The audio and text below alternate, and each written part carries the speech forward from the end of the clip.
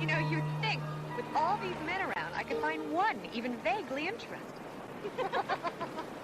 But there's hope. I got a note from some guy at the luau last night to meet him here at the Catamaran at 3. The 3th? About that. Oh. Well, it looks like the only thing I'm going to be taking home from this vacation is a tan line. Oh.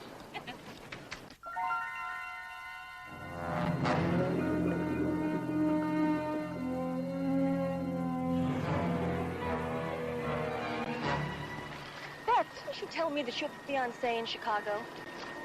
Sure, but a girl's entitled to bring back a souvenir, isn't she? I see.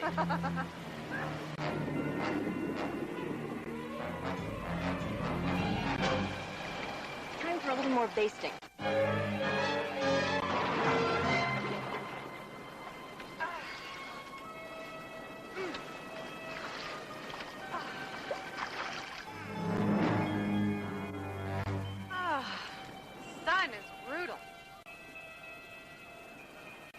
I think it's time for the plunge.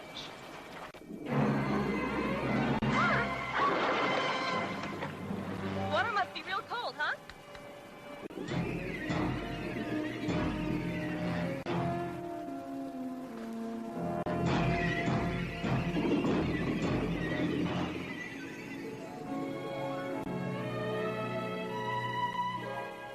Whereby the aggrieved party of the first part does consent to contest a lawful testimony by a peripheral party, part and parcel to. This is gibberish. Nope, that's legalese. Well, what's the difference? Legalese is gibberish, written by lawyers at about $200 an hour. Houston, CJ's on the phone. Hey, CJ, how's the vacation? Well, it was fine until late this afternoon. That's when a guest disappeared into the ocean. I was with her when it happened, Houston. Accident? I don't think so. Neither does the owner of the club, Andrew Moffat. He's here with me now. And the Coast Guard is still looking for the body. Houston, Don't tell me you volunteered our services, right? I hope you don't mind. Not at all. First thing in the morning, be soon enough. See you then. Thanks.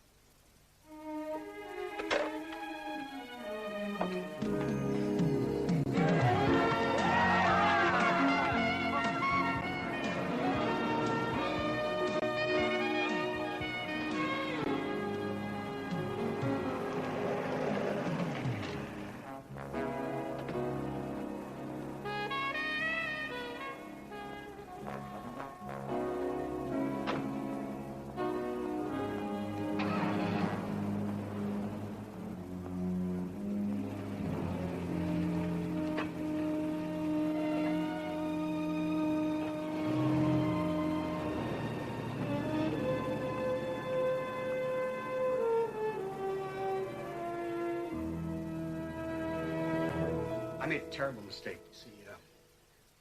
3 days ago, another girl died. Janet Rogers, another guest of the hotel. She was found dead at the base of a sea cliff. The next morning, I received this note. I killed Janet Rogers. I can kill whenever and whoever I want. Put $1 million in cash under the split palm south end of the beach. Midnight. Tell no one or more will die. Nice basic extortion. I thought the note was some sort of a sick joke. You see, Janet Rogers' death looked like a simple accident. And the local surf punks have been harassing all the club owners in the area. Graffiti, smoke bombs. So you never really took the threat seriously? No, I never phoned the police. And I never made the payment. I guess I might as well have drowned Beth myself. Well, you made the mistake of omission, Mr. Moffat, but you're not guilty of murder. Most important thing is that we try and prevent another one. CJ, you better get on the phone to Hoyt.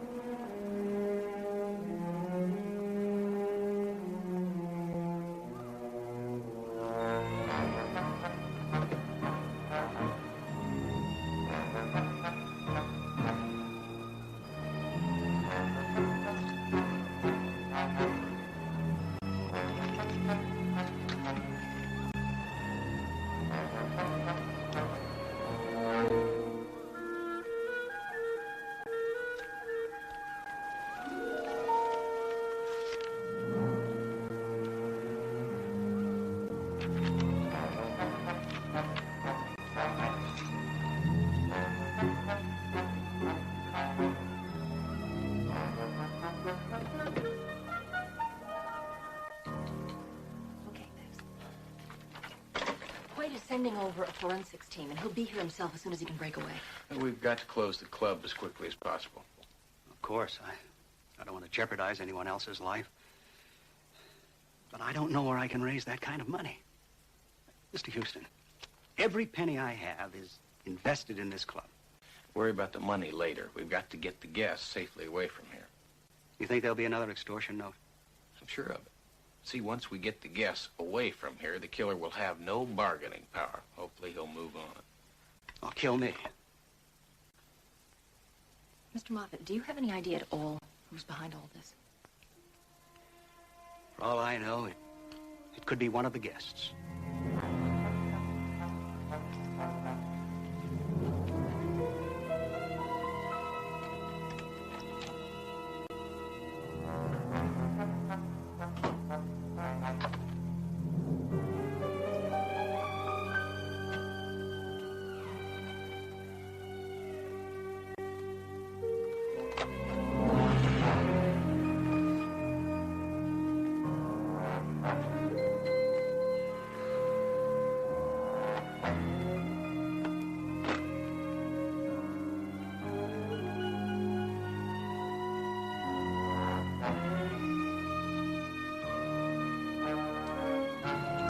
That's picture Janet Rogers, the first victim.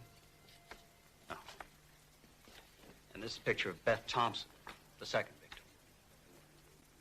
You have photos of all the guests at the hotel.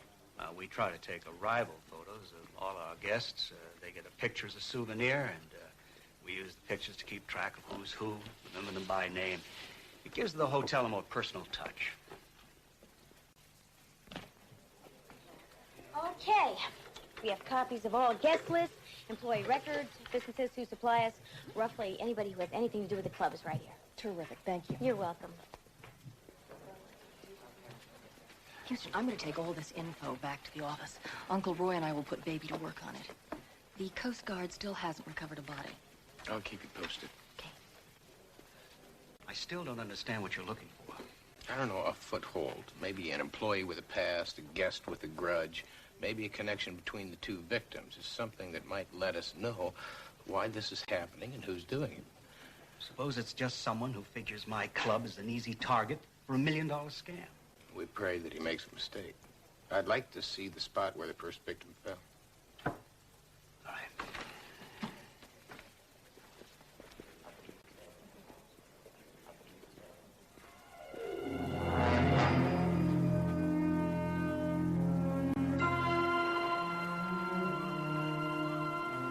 Where her body was found on the rocks below, we figured that Janet either fell or was pushed. from right about here. It was festival night. Torches on the beach, fireworks exploding over the sea. How many people have been up here since then? Oh, any number. It's a very popular spot. People come up here to be by themselves or with someone else for a little romantic privacy. Now, CJ told me that the second victim, Beth, had received a note telling her to meet somebody on a catamaran. Now, Janet Rogers could have been lured up here the same way. You're right.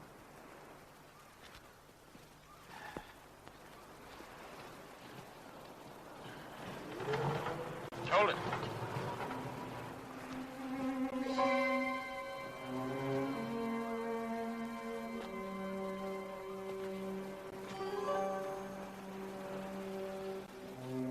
That could be Janet's.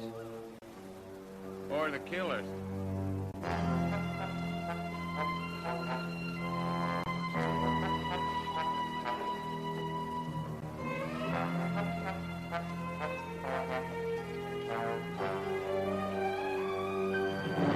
It's on vacation. I'm here for less than 24 hours and I have to leave. I'm sorry, Miss Johnson. It's for your own protection.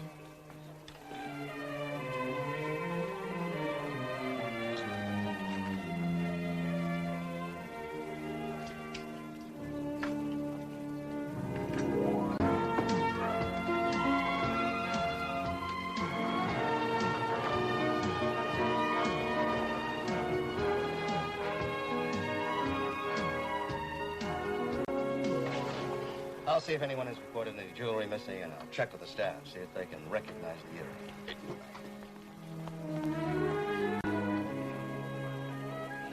Oh, Mr. Houston, this is for you. Thank you. You're welcome. Who gave this to you? Nobody. I found it here on the reception desk. Thank you. I know who you are. If you care to discuss it further, be at Lomax Cove 230. No signature. Where is this Lomax Cove? I'll point you in the right direction.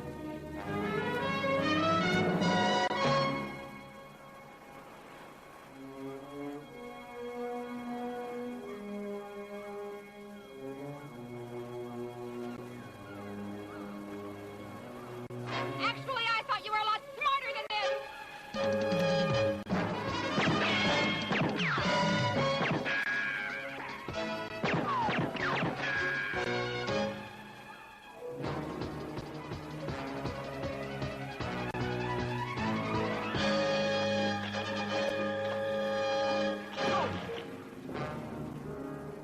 All right, the game's over, and so's this little extortion plot of yours. Mine. You're the one who killed Janet Rogers. Wrong. I'm a private investigator. I've been hired to find out who killed her. Who the hell are you?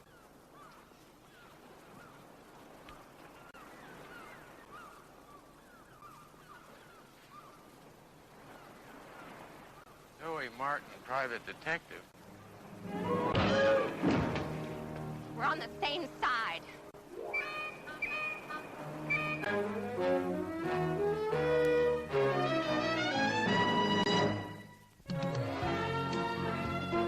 Just a reminder, buses will be leaving for the airport every 15 minutes. Everyone must be checked out of the hotel in the next 2 hours.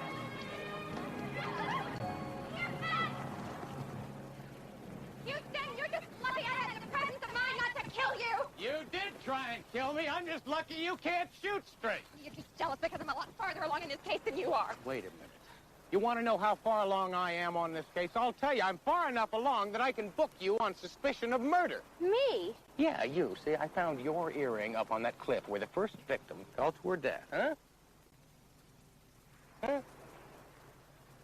Well, if you were a trifle more observant, Mr. Houston, you would notice that I'm wearing 2 earrings. Unless, of course, you're dumb enough to think that I carry a spare. And if you knew anything about jewelry, you'd know that those are antique. Handmade, very rare. An heirloom. There are only 2 pair in existence. One belongs to me. And the other to my sister. You mean to tell me that the first victim, Janet Rogers, was your sister? My one and only.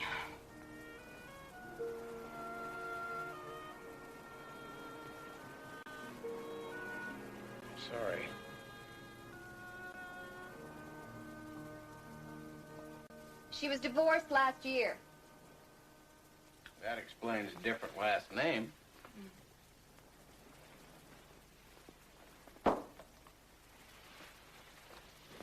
She never quite got over the divorce. I convinced her that a vacation here might be the best medicine. Last week, Janet called me and told me that she'd met a man she was crazy about. That was the morning before she was killed. You think this fellow lured her up to the cliff, pushed her off? I'm sure of it. 3 days ago, I buried my sister. I stood by her grave and tried to cry. But I couldn't. Not as long as her killer was free. I understand.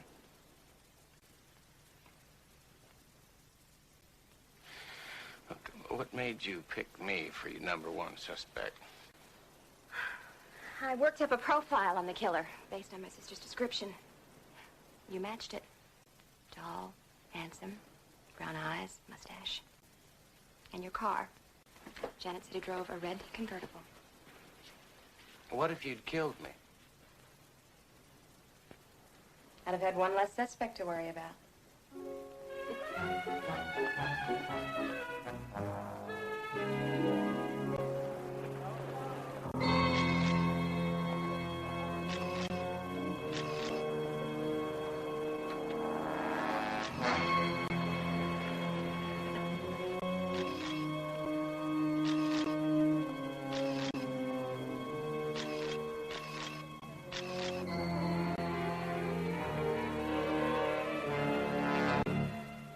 I've been thinking.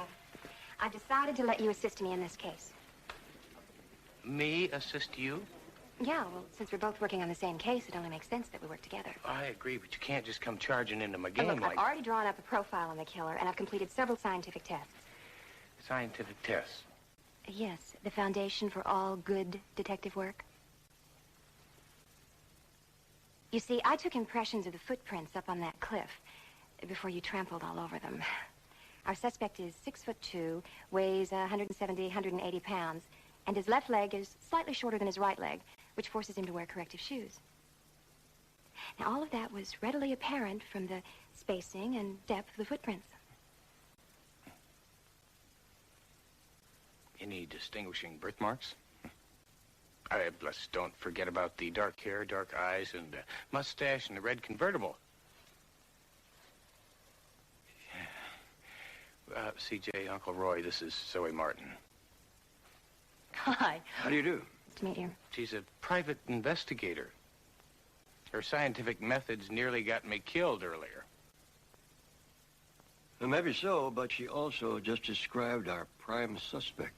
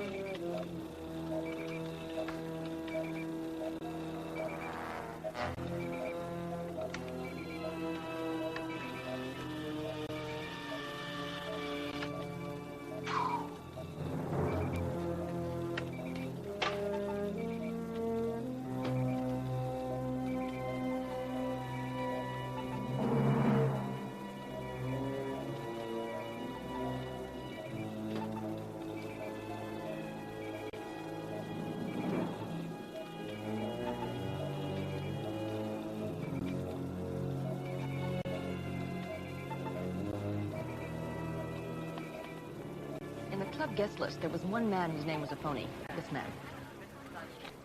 He called himself Tad. Tad Peterson.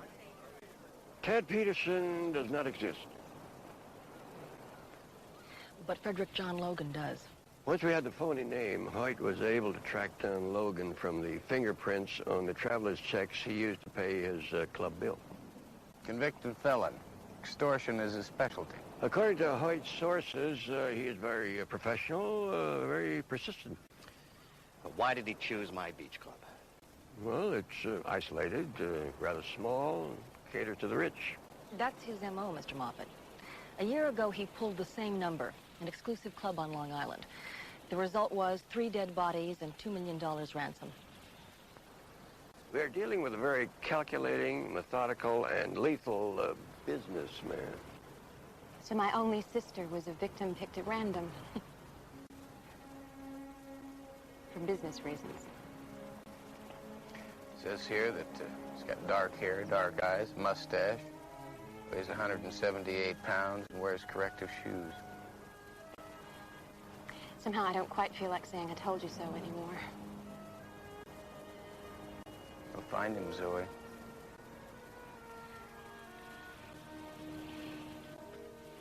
It looks as though the Coast Guard divers have found something else.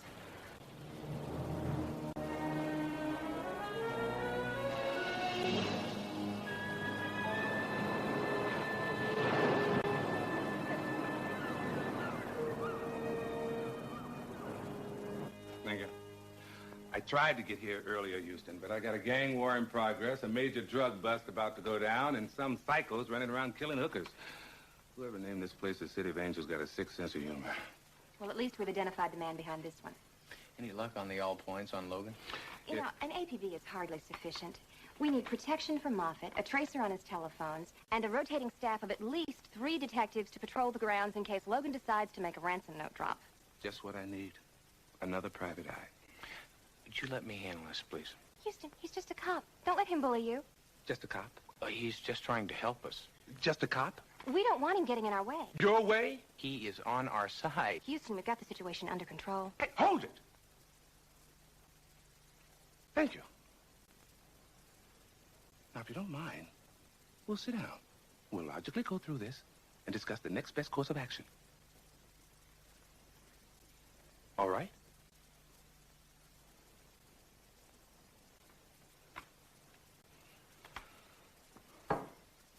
Look, like Hoyt, I said, we've got first thing we've got to do is get protection on Moffat. two Secondly, you victims got who tracers on the don't seem to have telephone. anything in Thirdly, common. I don't know how you can I found possibly an get by with earring less than up 3 on a guards in cliff. this place. Testing. 1, 2, 3. Testing. 1, 2, 3. Testing. 1, 2, 3, 4, 5, 7, 8.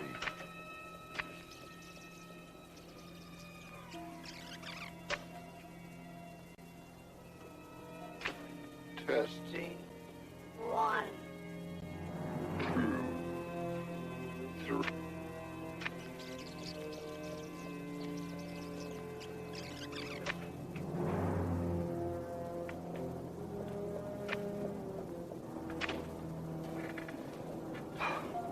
You should have listened to me, Moffat. You should have paid me off when you had the chance. Okay, maybe I made one mistake. Tried to make the murders look like accidents so the cops wouldn't get involved. No matter. You're still gonna give me what I want. I really didn't want to have to kill anyone else, but you forced my hand, Moffat, so I've enclosed a picture. Study it carefully, my friend. Very carefully. Because by the end of the night, someone in this picture is going to be dead. Perhaps then we'll talk business.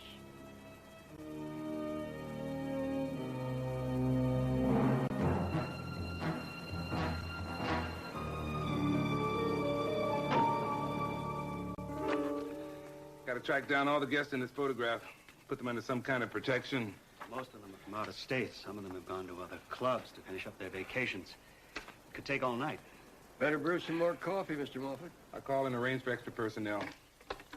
CJ, I think it would save a lot of time if you went back to the office, ran all the hotel guest names through Baby. See if we can find out where they can be located now. Okay, on my way. He's playing with us, you know. Yeah, I know that. Worst part is he's winning.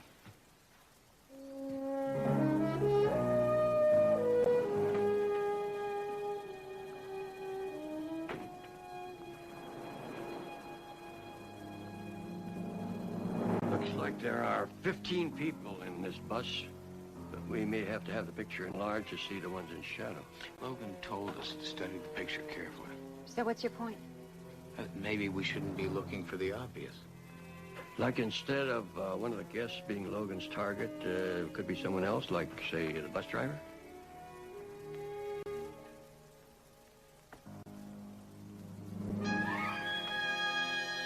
CJ.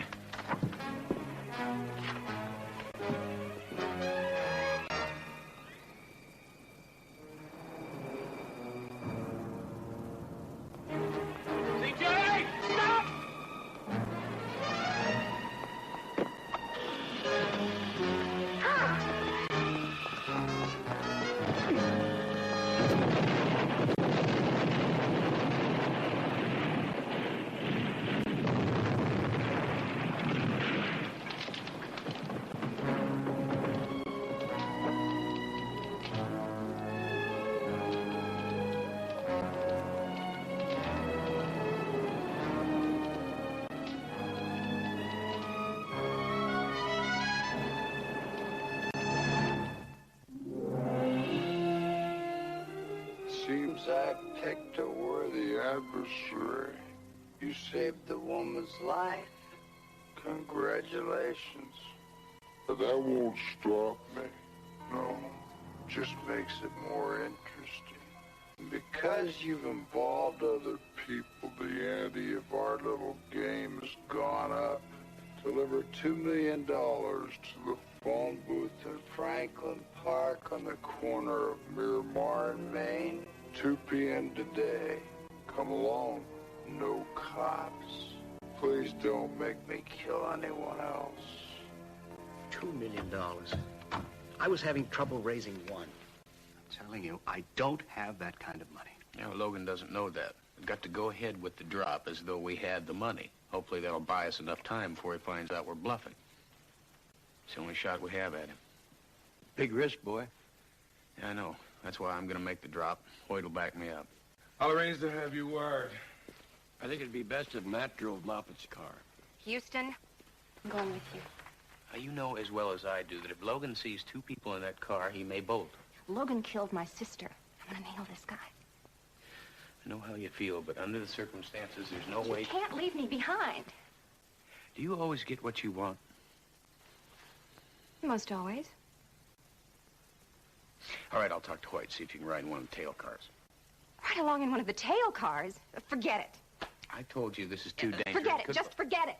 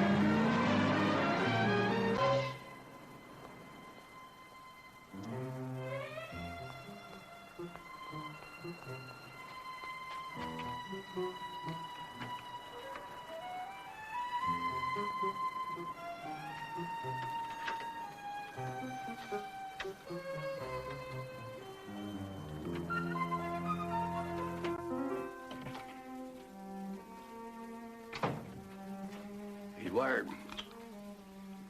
Get the drop-off point covered? A couple of plainclothesmen are there already. I hope they keep their distance. Let's go.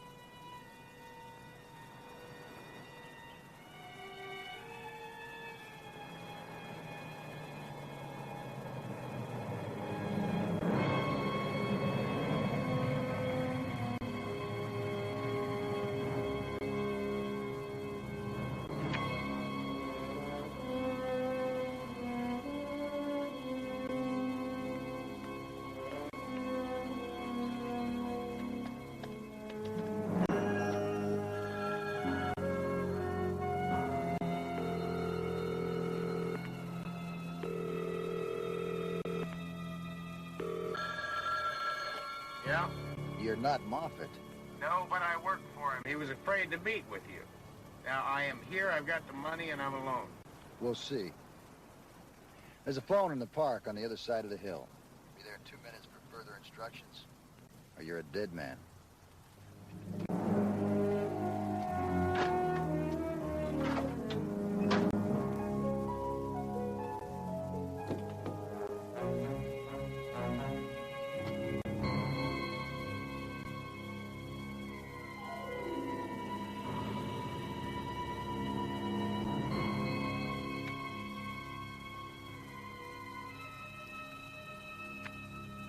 He's suspicious. I've got 2 minutes to get to the other side of the park. He's testing me to make sure that I'm alone. Just be careful. We'll blow the whole setup. Stop worrying. We'll keep our distance. But when you're ready to make the drop, give us the location and we'll be there.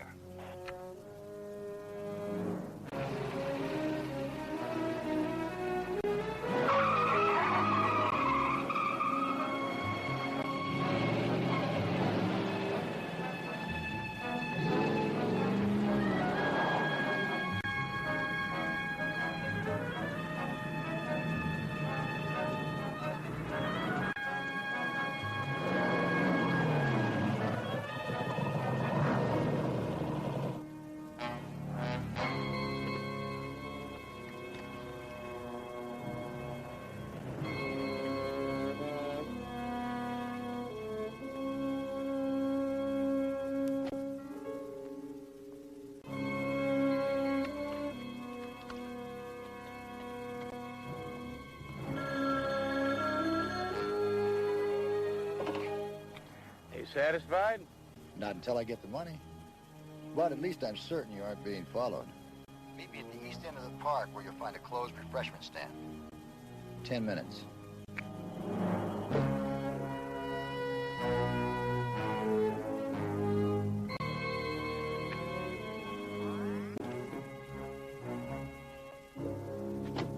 Well, all right, it worked. He thinks I'm alone. Just don't get too close to me.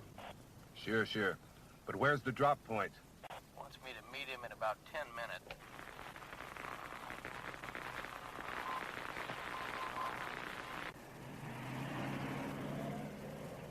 Is that a coincidence?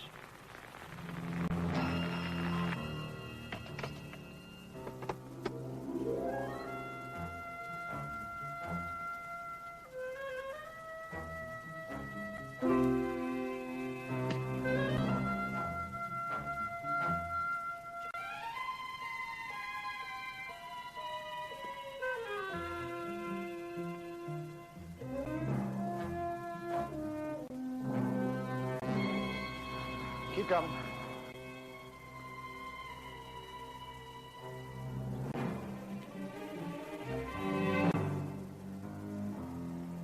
Hand me his briefcase.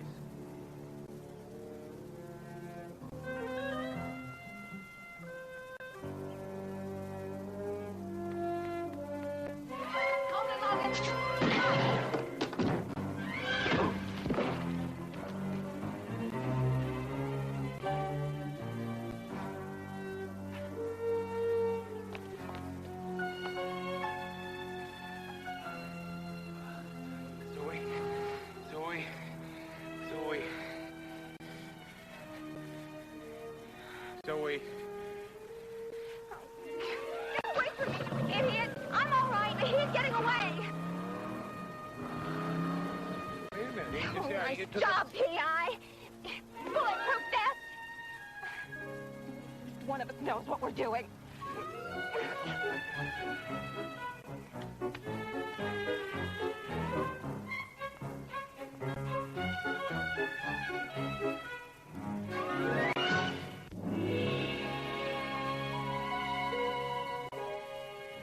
He outsmarted us, White, plain and simple. Simple is the operative word here. I suppose letting Logan shoot you is your idea of scientific detective work? I wore a vest. I had the downside And covered. you almost got your backside blown off. While Logan got away. We'll catch him. No, we won't. You're both off the case. From now on, this is strictly police business. You can't do that. We've been here from the very beginning. Hello? Okay, now start the tracer. Moffat, we had an agreement. You broke it. Nobody ever does that to me and gets away with it. I'm sorry. I'll do whatever you say this time. I hope you do. For your sake, because now it's personal. Your guests are safe, but your family isn't. Your beautiful godson in Pasadena? Your mother in Ventura? They might be the next target. Or maybe someone else. Maybe you. How do you know about my family? I'm a smart man, Moffat. Much smarter than you or your friends. Get the money. $2 million. Or someone you love very much is gonna die.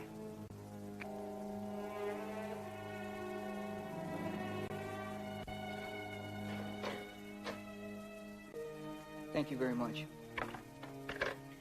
Could only trace it to Section 63. That's as close as they could get. Let's go, DiMaggio. I'm sorry, Moffat.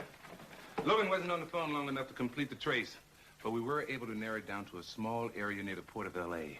Now, I'm going to order every available unit right down there. We'll search door to door if we have to. I want you two to stay out of it. And if you try to pull anything cute, your problem. Let's go, Moffat. You're not going to let him tell you what to do. I just did, but it doesn't mean I have to listen to him. Are you familiar with the art of scientific detection, Miss Martin? Let's run the last tape Logan sent.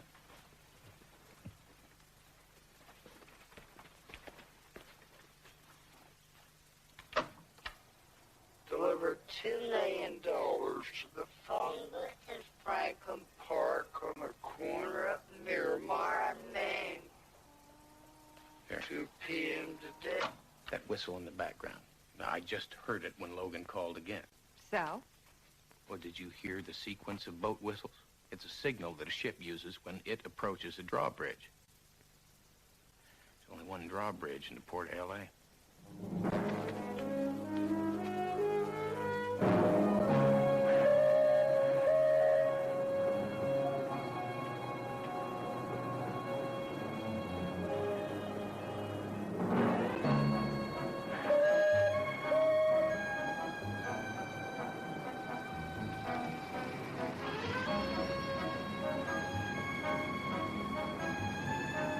There's his car.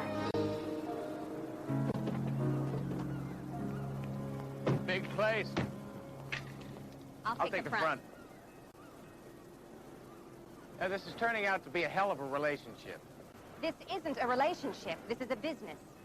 Is it?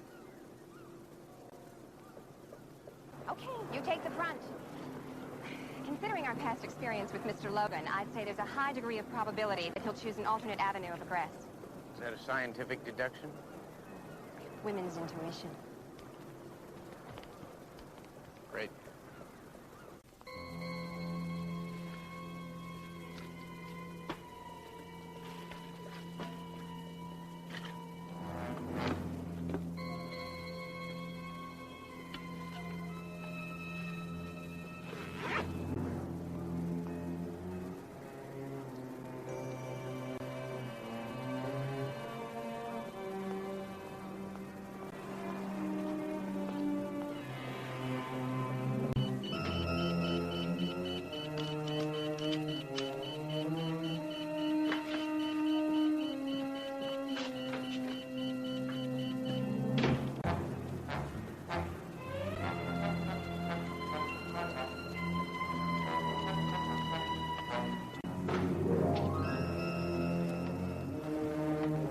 Hello?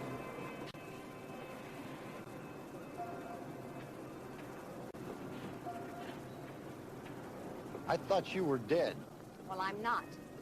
But you are. Zoe? Drop the gun, Houston. This is between Logan and me. He killed my sister. Now, look, I know how you feel, but... I said drop the gun. Now kick it away.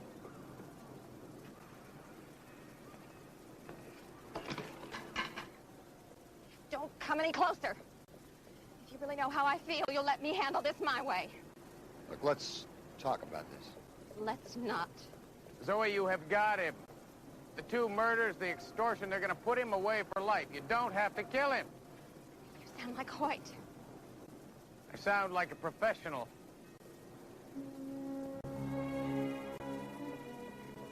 business, remember? Is it?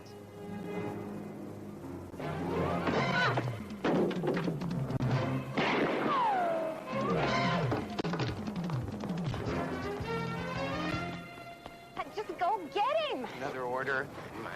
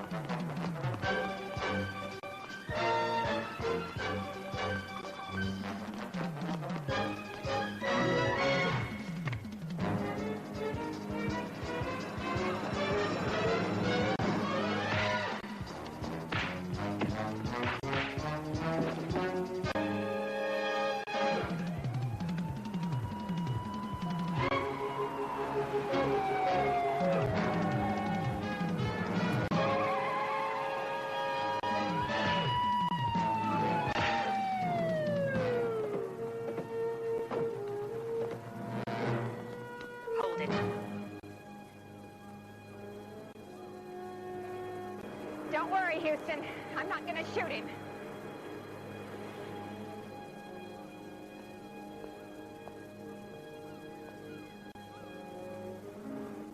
He's not worth it.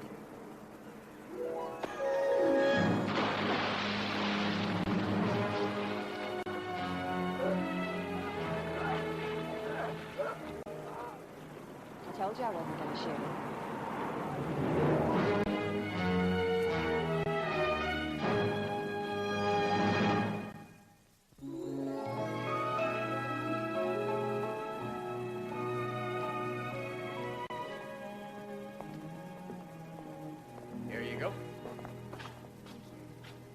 And I want to thank you for buying dinner tonight, Houston.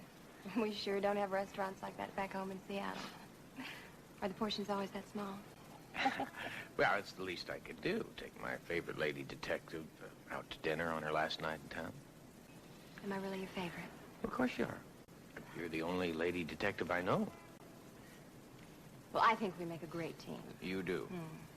With my brains and your... Well, I'm sure we can think of something for you to do. Well, how very thoughtful of you. Well, I'm always good to my employees. Your employees. I thought you might like to join me back in my Seattle office. Matt, there's so much you need to learn about scientific detection.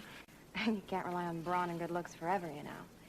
I know you'd have to start at the bottom, but... Well, let me tell you what you can do with your bottom, Miss P.I. Martin. I mean, I have had it up to here with you. You're constantly yipping at me, telling what to do. I can't work that way. I tell you what, I've got a good mind to find a wagon, folks, and bend you over my knee. I'm telling you what, I could never do that. I'll tell you what, you're out of here.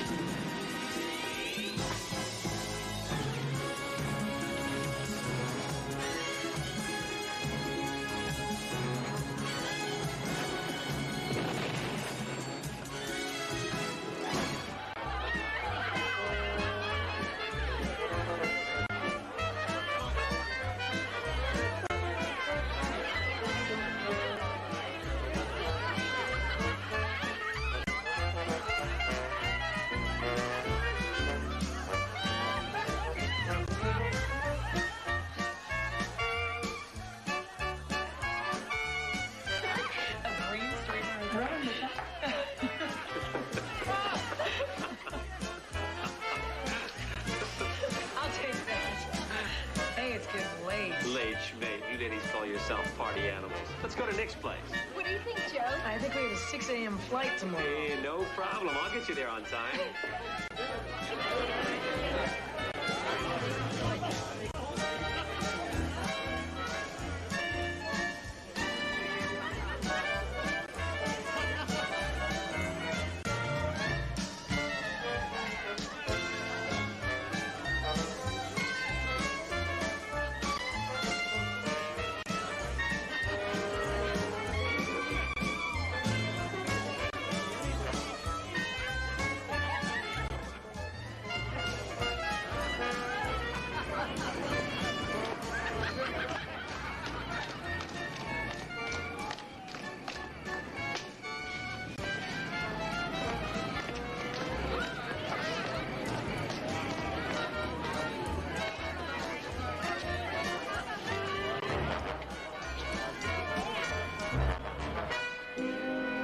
You looking for something?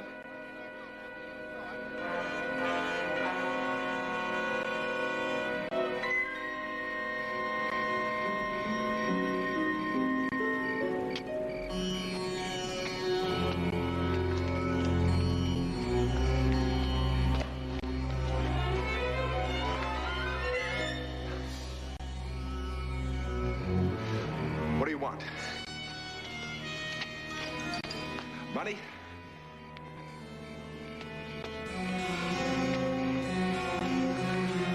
What do you want?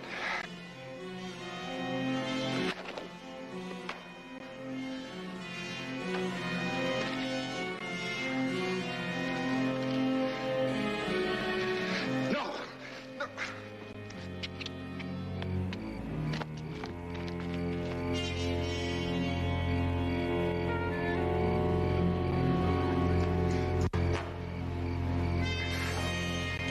No!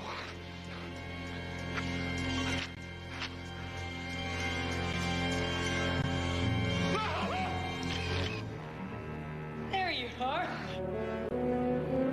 We've been looking all over for you.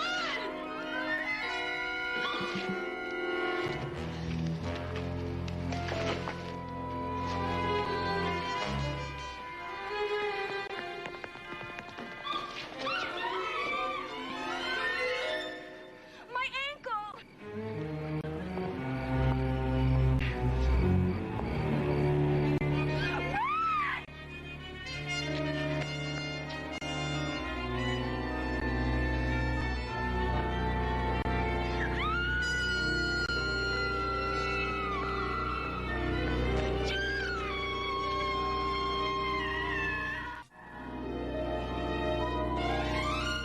I don't know, CJ. Maybe the blue's a little more, Impressive. you know, well, I like the white myself. It's subtle yet elegant. yeah, well, it's just that, you know, Joanne's an old friend of mine. Her daddy used to own the best clothing store in Houston. And all the years she worked there, she considered me one of her greatest challenges. So I'd like to look, you know. Impressive. Yeah. That accounts for the gentleman's quarterly routine. When is she arriving? She didn't say on the phone. She just said that she'd flown all night and wanted to see me as soon as possible. Give me that.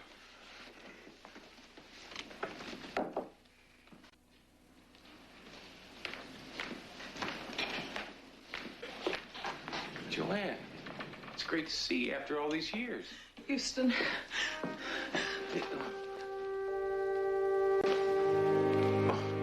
I would say the blue was a good pick.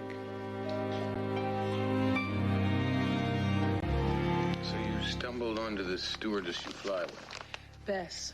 Bess Jordan. taking pictures? Of the murder. It was horrible.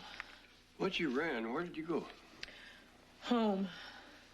My roommate wasn't there. For a while, I couldn't stop crying. And just as I started to phone the police, Bess called me. From where?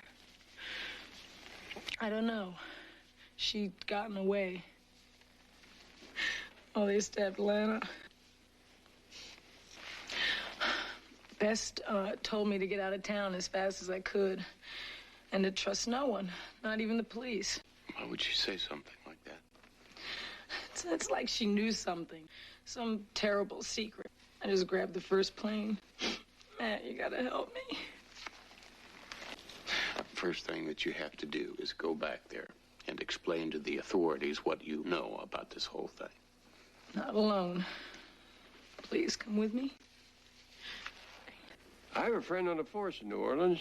Haven't seen him in years. About time you had a reunion. Shall I have Chris book a flight? My airline has a flight leaving in about an hour. Good. Oh, CJ, I want you to stay here and mind the store. Now, while Uncle Roy and I get packed, you tell CJ everything you know about this Bess Jordan.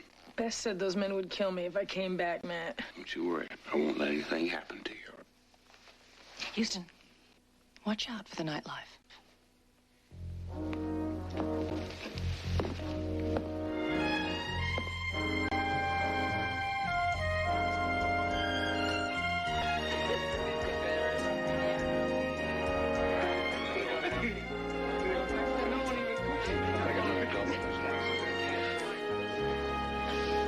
This is a passenger lounge? Looks more like a resort. Calder Air is to flying what Cartier is to diamonds. The owner's quite a New Orleans booster. In fact, there he is. Joanne, thank God you're all right. The New Orleans police are looking all over for you. The police? You were spotted along with Bess Jordan at the scene of a murder. They can't find Bess either. Why'd you run to L.A.? To get help. Philip Calder, this is my friend Matt Houston, and his Uncle Roy. Matt and Roy are private investigators. I see. That's all well and good, but no offense, gentlemen. The New Orleans police force is second to none. And right now, they've got some pretty serious murders on their hands. Poor Lana. As a matter of fact, my Uncle Roy has a very dear old friend on the force. Yeah, maybe you know him, Clyde Sinclair? Sinclair, yeah, detective, isn't he? Close to retirement? Close. He's had his farewell speech memorized for the last 10 years. Well, then, any friend of New Orleans' finest is a friend of mine. Sandy, champagne for these folks. If nothing else, we can celebrate the best damn town in America. Follow me.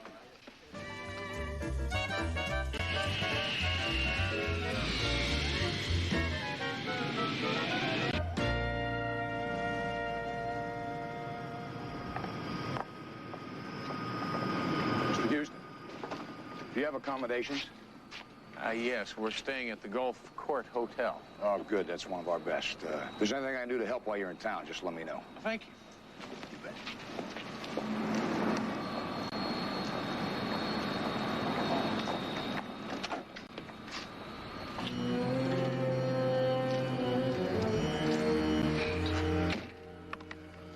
The King girl just showed, with 2 private eyes. We still haven't found the other girl yet. Then we nailed Joanne King. Now, before she identifies you. Where do we find her? In the company of one Matt Houston.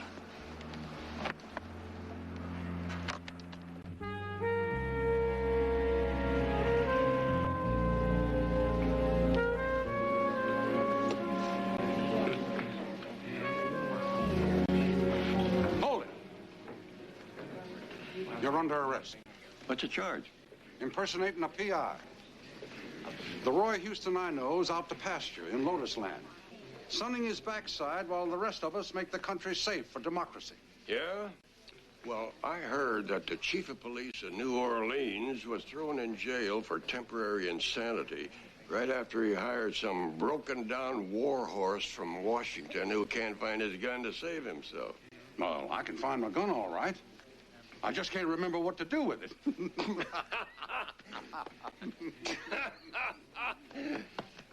Clyde Sinclair. I want you to meet my nephew, Matlock Houston. It's a pleasure, Mr. Sinclair. Uncle Roy's told me an awful lot about you. Oh, well, in that case, the charge is slander. And, this is my friend, Joanne King. Yes, indeed. I'm obliged to invite you to the station house for a long chat, young lady. You know, I've always found those police garrets to be rather cold. Couldn't we have this chat in our room? You You wouldn't be trying to take advantage of the 20 years we spent together in the trenches, would you, Roy? No, I think he's referring to the excellent brandy we had delivered up to our suite. Oh, well, come to think of it, police stations give me a chill, too. Wallace R. Dupree, Chief of Operations for the Bayou Bank of Louisiana. Recently arraigned for embezzlement and computer fraud. Charges dropped on a technicality. Now answering to that great parole board in the sky. I saw them stab that man. He's the latest in a long line of white-collar criminals to meet their maker in New Orleans. It's a note pinned to his chest. It's an order of execution, signed by a group called the Delta Tribunal. Who are they? They've taken up where the courts left off, in their opinion. The Delta Tribunal claims to be the sanitation department for the city's executive filth. Sounds more like a vigilante group to me. They call themselves Anonymous Protectors of the Innocent People of New Orleans. Innocent people like Joanne's friend? We still can't locate your other stewardess friend, Bess Jordan. You know where she is? No. All we got's her description. The airline can't locate her file photo. Joanne, maybe you've got a photo or a snapshot or something. Yes, I have the picture that was taken at the Dixieland Lounge that night. It's still in my purse, I think. Could you take a look? Hopefully that could answer one question, what Bess Jordan looks like. That's just a drop in the Mississippi, Uncle Roy. I mean, why was she taking photographs of a murder? Where is she now? And who are the people that make up this Delta Tribunal? If we can just get in touch with Bess Jordan, I have a feeling she'll be able to answer our questions. Talk to her. What do you mean? Best call Joanne.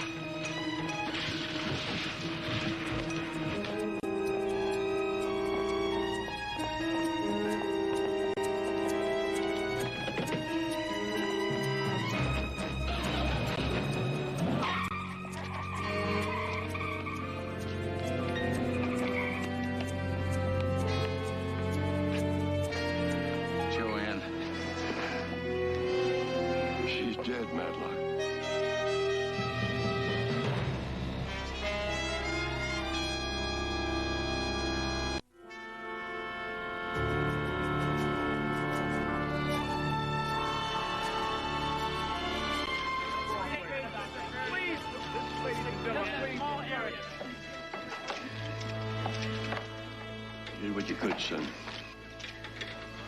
She traveled 1,500 miles to find me. She trusted me. I looked everywhere for Joanne's photo of Beth. Either she didn't have it, or the killer's got it now. And all because she walked into an alley looking for a friend. Please, listen, stand back, all right? Come on, we gotta get some people. Please stand back, all right? Oh, boy. Here comes the straw balls. Sinclair! Claire, what happened here? Well, Captain, I'd like you to meet Matt and Roy Houston. These fellows are... Private investigators. I got your message. They were coming. The question is, why are they here? And why are they involved in official police business? You were supposed to bring that stiff in for questioning. That stiff was our client. Captain, Conroy. Now, I talked to Detective Sinclair. He thought it would be all right if I questioned her here in her best interest.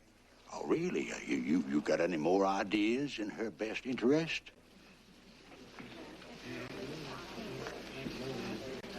Now we've got no description. The one witness left who could ID these men is missing. I've got the press on me like a case of the hives. Enjoy our fair city. Read a brochure on your flight back.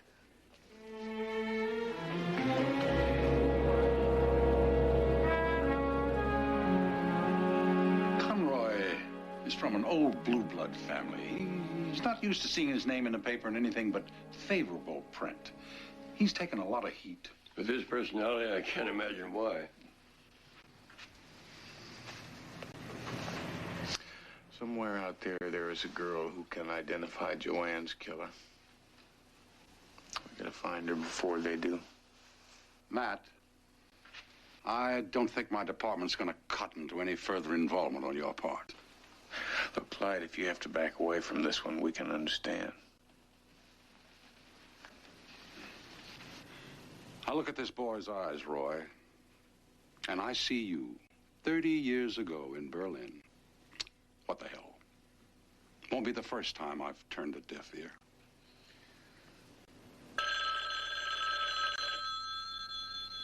Yeah?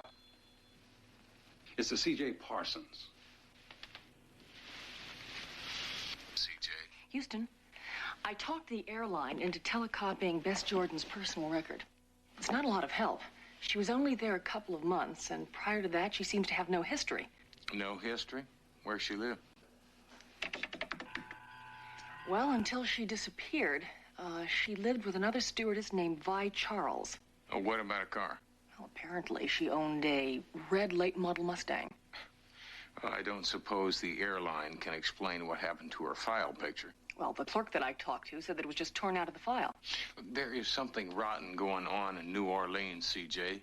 I mean, why did Bess warn Joanne not to go to the police? I mean, what's going on here? I don't have an answer for you, Houston. Yeah, look, I know. All right. The first thing in the morning, we'll start with a visit to Bess Jordan's roommate. Thanks, C.J. Houston, I'm sorry about Joanne. So am I.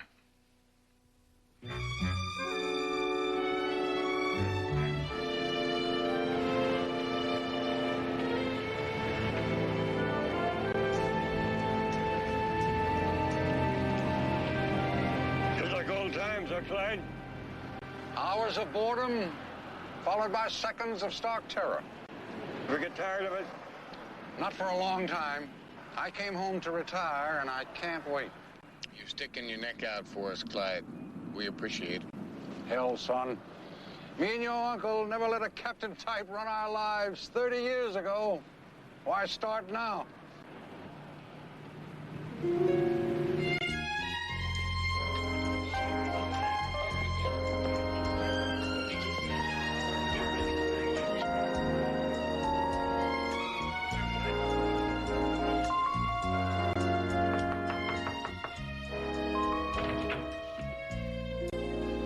Got a couple of minutes? Gee, I have a flight to catch. How about 1 minute? Sure. Any contact from Bess Jordan? No, nothing since the last time I spoke with you guys. Can I start changing? All right. Thank you. Was Bess driving her Mustang? I guess so. She had it that night. I don't suppose you have a picture of Bess, do you? No, I tried to find one for the police earlier. You'd think a camera nut would have at least one picture of herself. I mean, Bess took her camera with her everywhere. She was always stopping to buy film, taking pictures of the silliest things. But do you know, in this entire apartment, there's not one picture of her. You know anybody by the name of Neda Olmeyer? Oh, you found one of the TV checks. That's Bess's stage name. Neda Olmeyer? Yes, she said she used to do a little modeling. Those checks come every now and then from a TV station. You know, I didn't think to mention that before. Maybe someone should go to the TV station and ask about her. WMDL's near Tulane. Take us 20 minutes. You can drop me at the nearest cab stand. Where you going? Oh, you two old pros don't need me. Didn't say we needed you. Just asked you where you're going. A camera store. See what's developing. Just a hunch. I'll give you a call.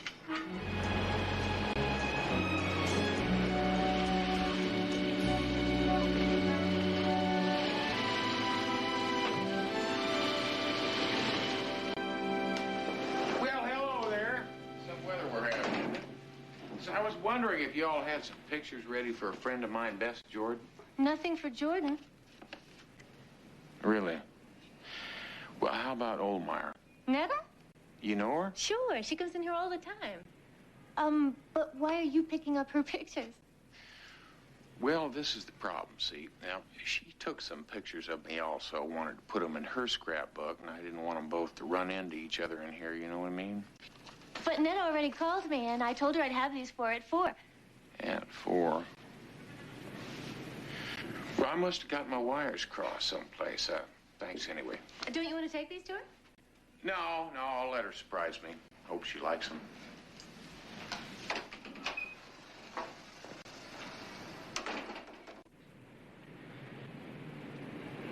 Thank you. Well, Houston. That's Matt. What'd you find out? Well, Netta Oldmeyer works here, all right, but not as a model. She is a freelance reporter fresh out of journalism school. Is she working on a story now? Yep. And one guess. The Delta Tribunal. Bingo. She went undercover 2 months ago. The TV station hasn't heard from her for a week. They're worried. They don't know where she is. Yeah, well, I think I'm about to meet her. I'll leave word for you back at the hotel.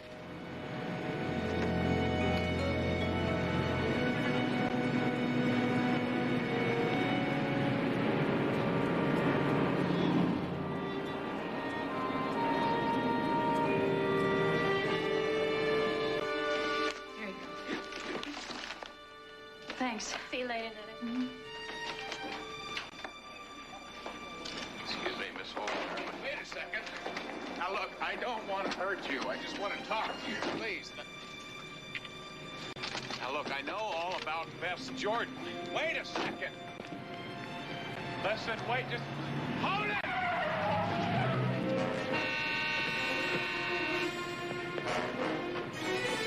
Back over here, Netta.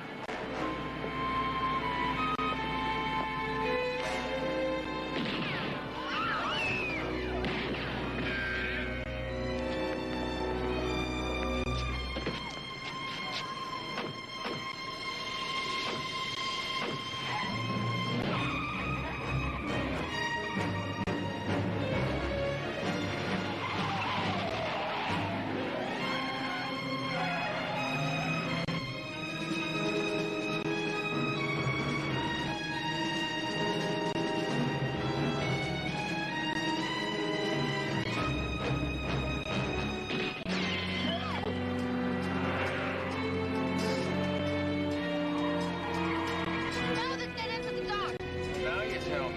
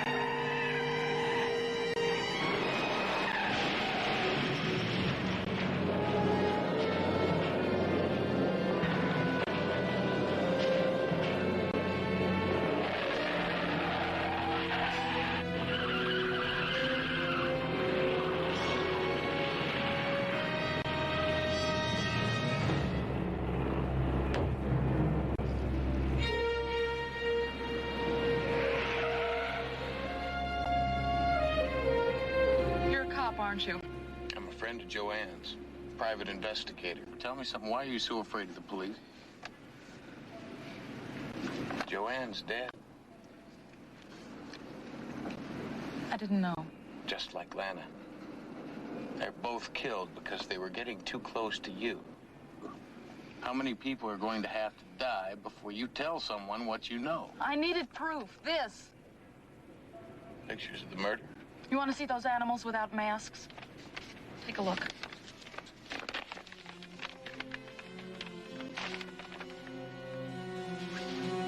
Well?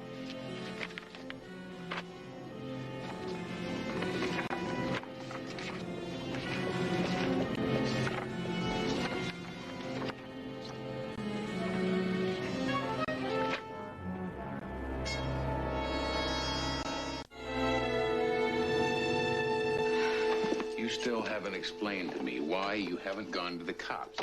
My ex-boyfriend is a cop. That's how I first learned about the Delta Tribunal and the rumor that someone in the department is a member. Who? I don't know yet.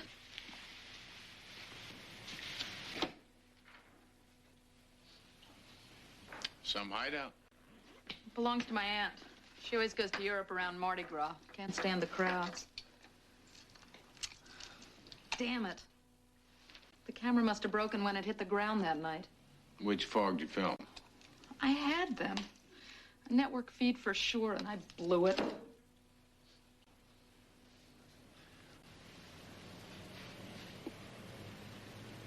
Well, these seem to have turned out all right. Sure, and I can't prove a thing with them. Who are they? Members of the Delta Tribunal. How do you know that? 8 months of political profiling, interviews, tailing, and guesswork. Leonard Carlisle, oil baron.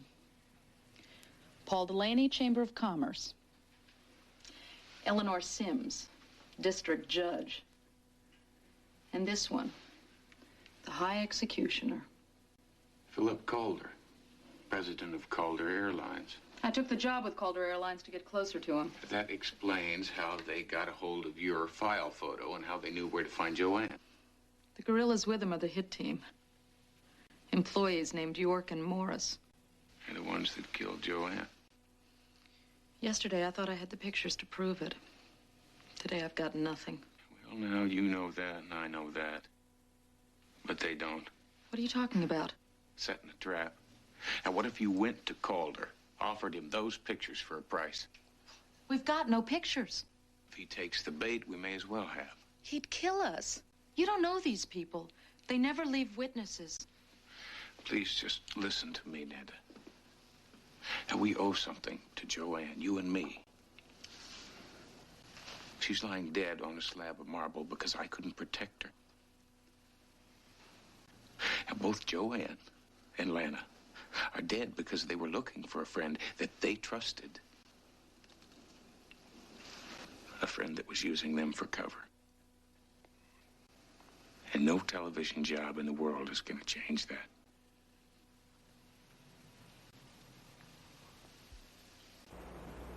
I don't think you people have the sense God gave a goose. You had their heads in a vice and you let them slip. Not smart, gentlemen. Not smart at all.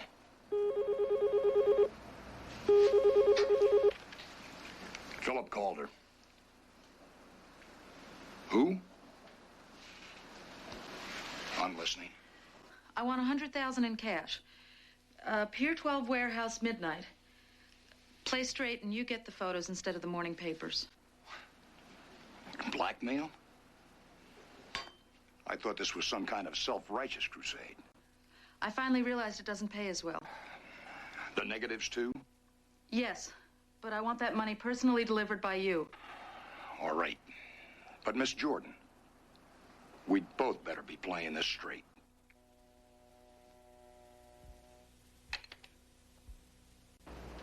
Heard you call for a couple of Dobermans, Clyde. You'd feel right at home with these other watchdogs. Oh, now, believe me, these guys have better things to do. I'm sorry, Roy. Captain's orders. Where was this guy when he passed out to Southern Charm on a coffee break?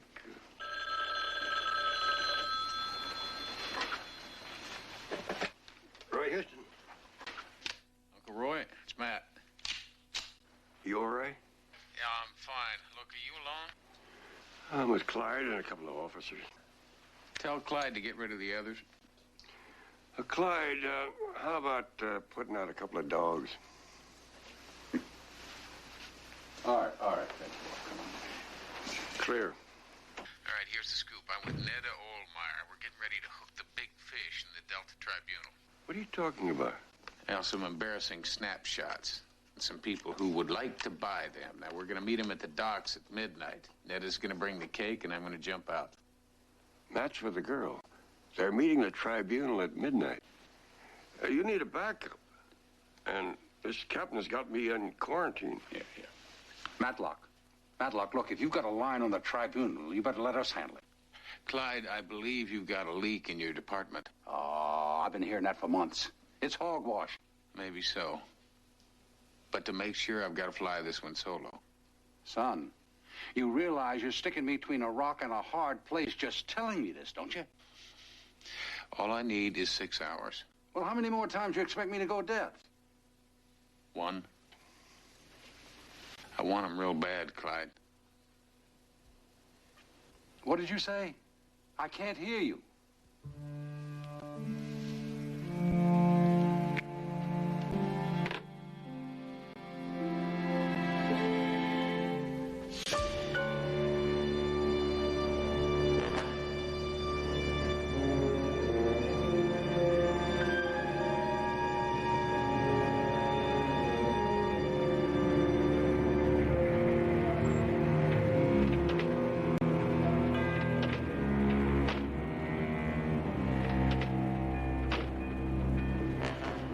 I trust you came alone, Miss Olmeyer.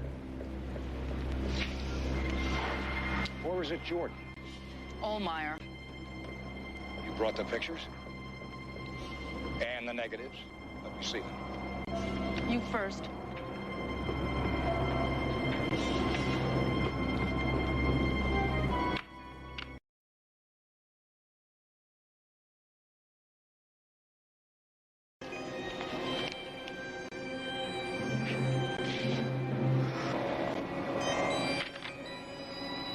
Game's over, little girl. You lose. Are you gonna kill me like you killed Lana and Joanne? Count on it. Right after you meet the rest of the tribunal.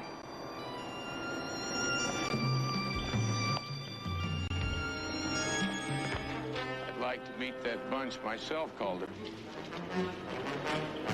Trust you'll make the introductions. Step over this way.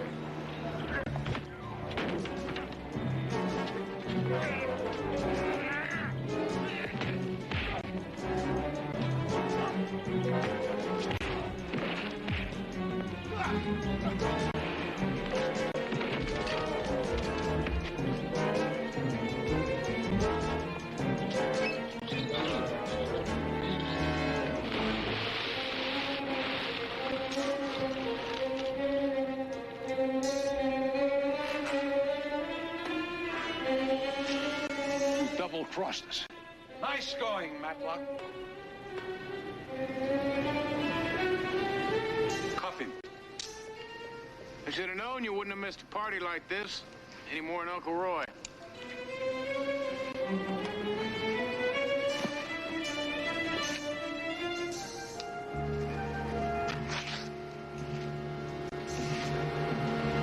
The world is full of surprises, Mr. Houston. Welcome to the Delta Tribunal.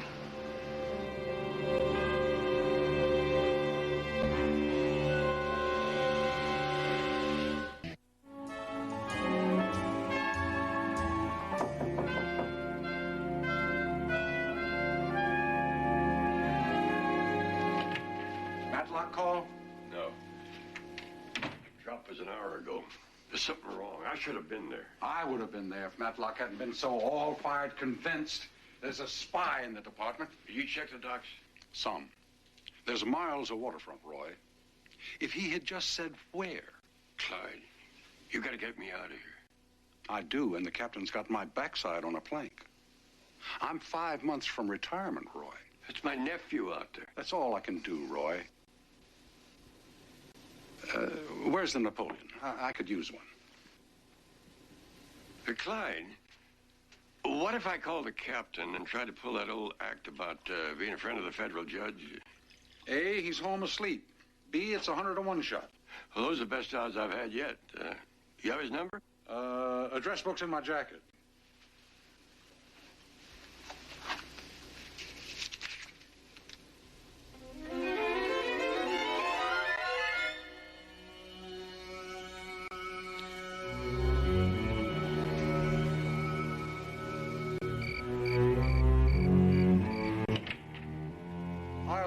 make one more sweep of the docks on my way to the station. Don't worry. When did I ever let you down?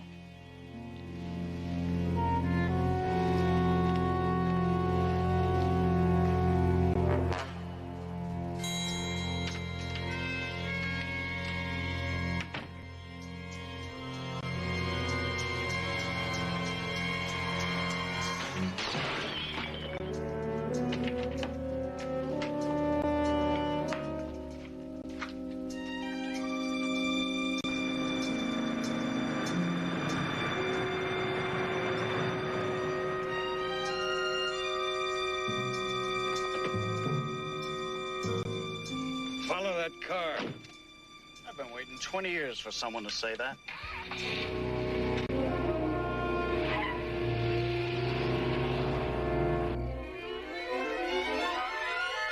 Ronald T. Cates, 36. Professor of Sociology at City College.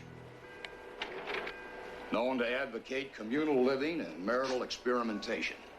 Chairman of the First Amendment Committee, civil rights activist, with a history of intervention in felony prosecutions. How do you rule? Execute.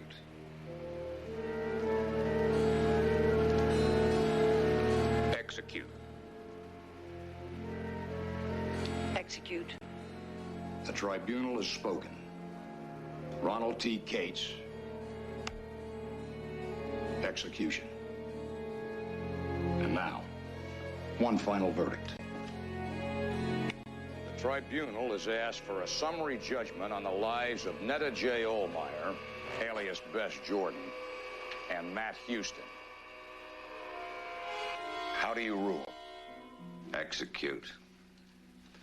Phil, you're taking this too far. Negotiate with him. Too much risk. Execute. You people are not just killing criminals anymore, you're killing citizens. Shut up. The verdict is... What's going on here? A trial. What does it look like? But these people committed no crime. Blackmail, assault. Calder, you don't kill people for that. They know too much. Well, if we just explain to them why we've done what we've done. You're outvoted, Clyde.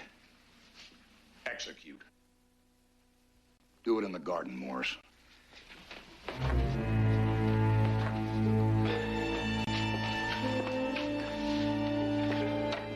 You hate the garden, you. Too many mosquitoes.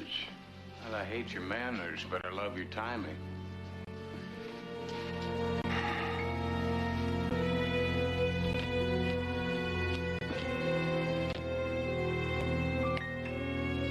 What do you think you're doing?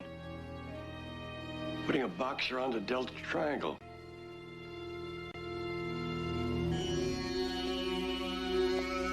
Better refigure, old man.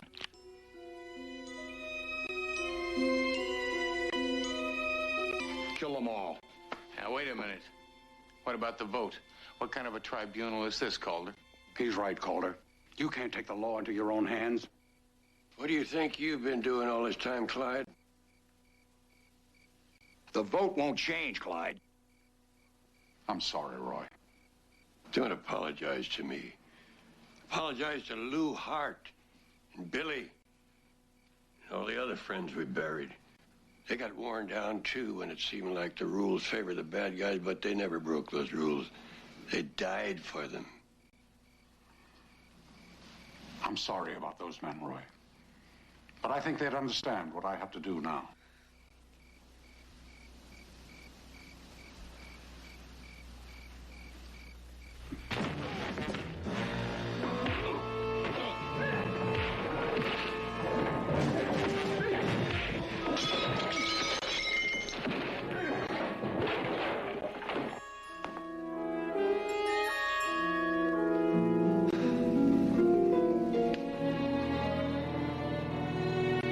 Just like the old days, huh?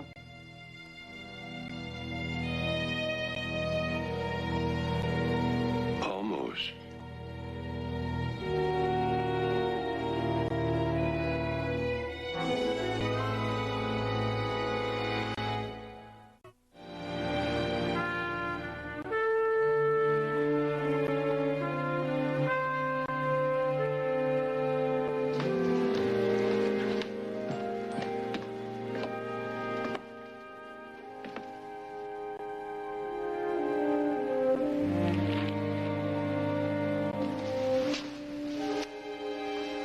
What's lost in, Uncle Roy? Old friend. I was thinking about how they changed in the years that get away. I always thought that the best part of old friends was that they bring out the best in one another. Clyde's got a tough fight ahead of him, Matlock. You got him the best lawyer in the city. He knows you care. Yeah, I care. So what you doing tonight? Oh, I thought I'd just stay in. What are you going to do? I'm going to the theater. Got the Rivington's tickets. Why don't you join us? Maud Rivington? I think I'll just find a book. Are you sure? I mean, we've got extra seats. You may need two just for Maud. Actually, Maud's not going. No? No, you see, I'm taking her niece and a girlfriend. They're just in from Dallas. Short time. Just long enough to apply to one of our modeling schools. But if you would prefer to be alone, Then again, misery loves company.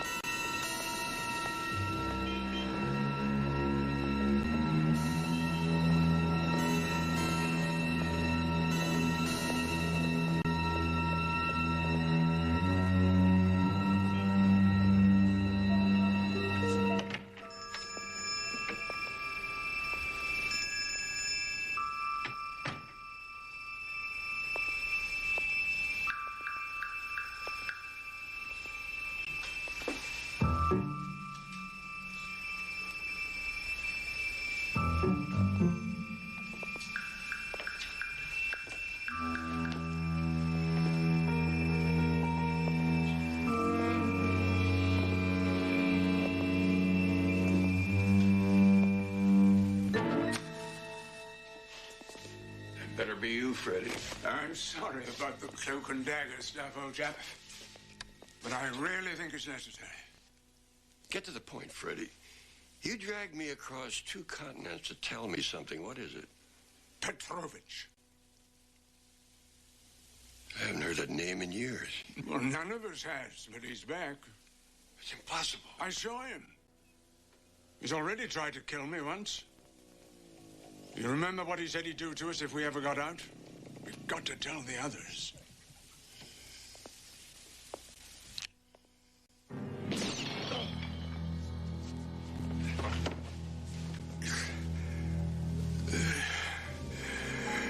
Go warn the others. It's too late for me. Tell Five Fingers about Petrovich.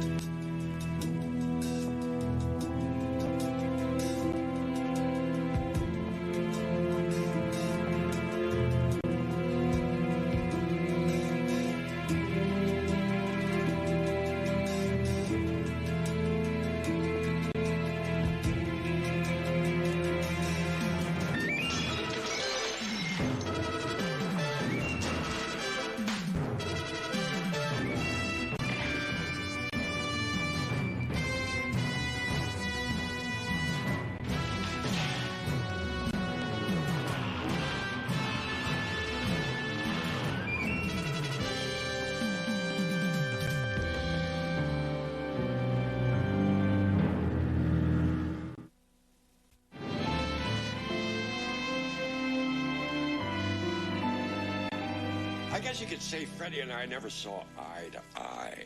Freddie used to think of the spy business as something out of Eric Ambler, Ian Fleming, glamorous, exciting. Yeah, as opposed to you. Who knew it was just being stuck in some third world country during a coup and enduring all-night vigils in the seediest places imaginable. Freddie and I used to spend a lot of time arguing our points of view.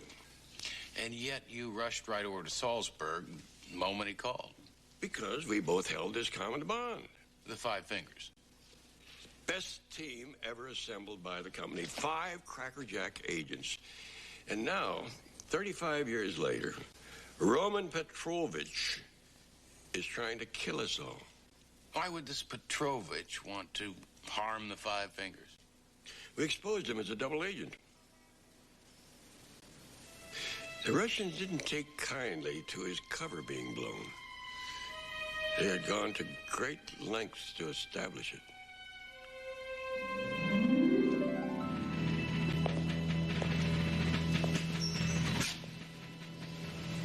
I thought we were all friends. You sold us out there. Or perhaps we should call you by your true name, Comrade Petrovich. You found out my little secret. Spying from Mother Russia and the company has kept you pretty busy. I knew it was always just a matter of time before my cover was blown. But KGB will welcome you back with open arms. I sincerely doubt that, old chap. They won't appreciate that you've been using your double agent status for your own personal gain. What are you talking about? Smuggling out Russian national treasures and selling them here on the black market. They don't know it's me. They do now. You don't understand what they'll do to me. We know exactly what they'll do to you, old chap. Expect you'll be spending quite a bit of time in Siberia. They can't keep me in jail forever. Our men have escaped. And when I do, I'll come back. And that's a promise. I'll be back for all of you.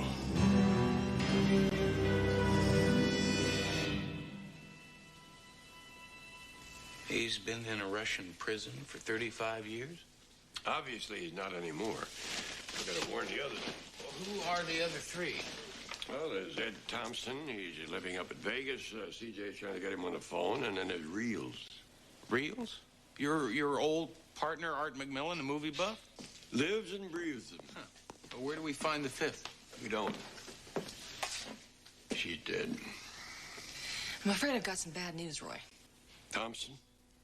He was killed in a car accident a few miles outside of Las Vegas just a few days ago. Apparently, his Jeep ran off the side of the road. That was no accident.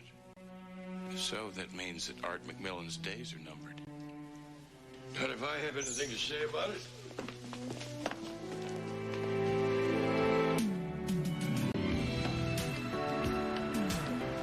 They're headed out of town. I know what to do when I find them. Art left the company for this? It's what's inside that counts. Hundreds of old movies. And Art inspects everyone before this company rents them out. A movie buff's paradise, if you ask me.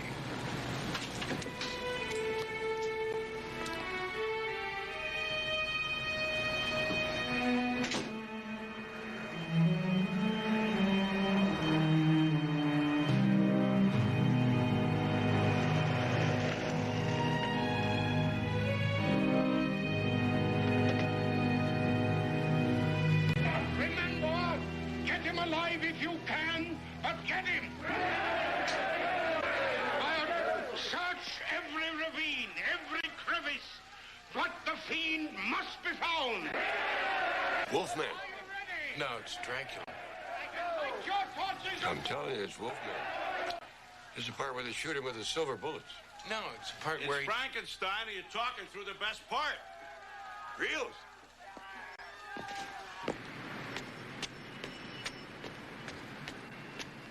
Where's Frankenstein?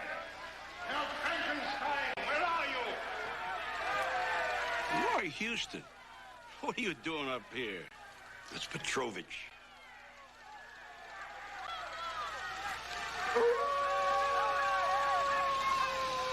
I'm just an old man who likes to watch old movies. I'm not a part of that world anymore. Sometimes that world doesn't want to leave us alone. Maybe it will until the movie's over.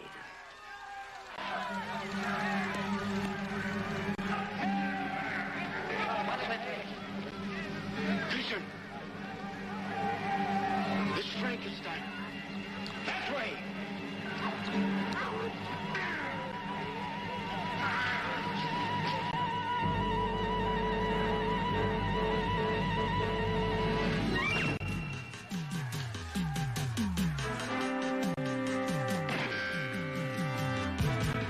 Looks like Petrovich means to finish the job here. Not if we finish him first.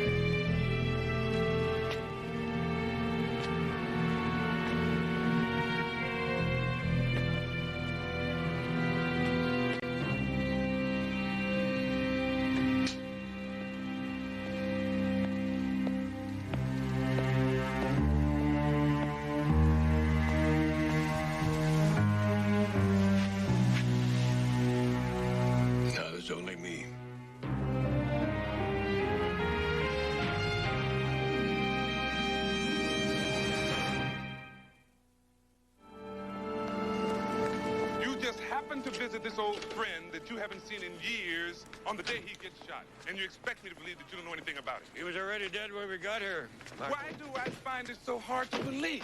Why would my uncle lie to you? Because 9 out of 10 times when I run into you Houstons, it's not at a family picnic. Don't get upset. It's bad for your ulcers. You two are the reason that I have them. Well, yelling is not going to get you those answers either, Hoyt. How about withholding evidence pertaining to a murder investigation? Will that help me to get those answers? Not if we don't have them, Lieutenant. Well, God help you if you do. Especially if somebody else ends up dead because of it. No one will be sorrier than me. Look, do you mind explaining to me just what was going on back there? What do you mean? I know we all lie to Hoyt on occasion. I've been known to do it myself every now and then. But you got to throw him a tidbit, something to go on. You just stood there and lied to the man outright. Company secrets, boy. We have gone to great lengths to keep our business away from outside eyes. And besides, this is between me and Petrovich. Look, whoever shot McMillan pushed me down those stairs. I tell you, it was no 65-year-old Russian. So, Petrovich got himself an accomplice. Even somebody as crafty as Petrovich needs a little help with the dirty work once he reaches the golden years. I still think we ought to fill Hoyt in on this. We're dealing with things here that only a select few were supposed to know. He told me about it. You're different. You're family. Besides, I need somebody to do my dirty work.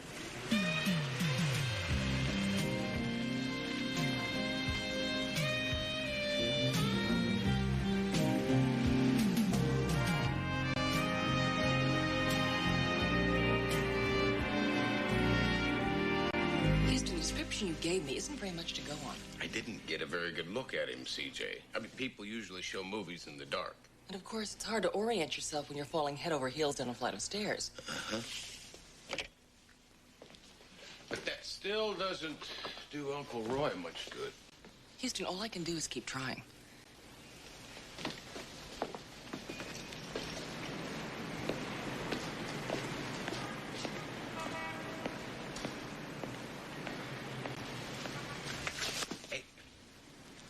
I didn't mean to sneak up on you. Sorry. A little edgy. That's understandable. If he would just come at me face to face or just get it over with. I'd like you to give up so easily. My friends are dead, Matlock. Not that I should be that surprised. Catherine was always convinced that Petrovich would make good on his threats. Catherine. The fifth finger. Something you're not telling me about, Uncle Roy. Yeah, I know. But there are such things as sore subjects, and this one of the most. Another woman. Uncle Roy, I never would have thought that you... That was before I met your Aunt Flo. Her name was Catherine Hershey. As soon as I met her, I broke the cardinal rule. I fell in love with a fellow agent.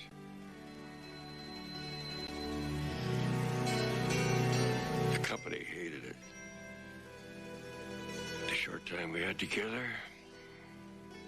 among my fondest memories. Her death was something else. How did she die? West Berlin, a couple of years after the war. There was nothing I could do about it.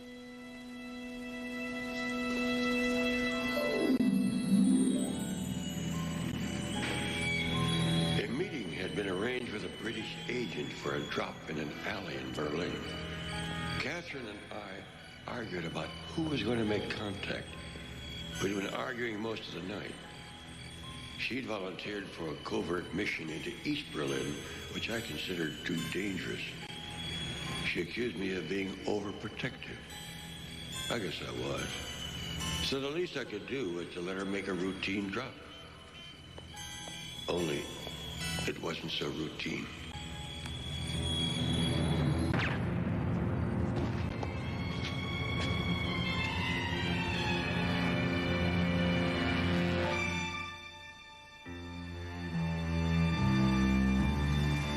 Seems someone had gotten to our supposed friend in the British Secret Service. Sounds like you loved her very much. Yes, I always have. But I was lucky. I got a second chance with your Aunt Flo. Roy, is there something you want to tell us? About what? This just arrived for you. Is it your birthday? Not till June. Who's it from? There's no name on the card. All it says is Das Vidania. No!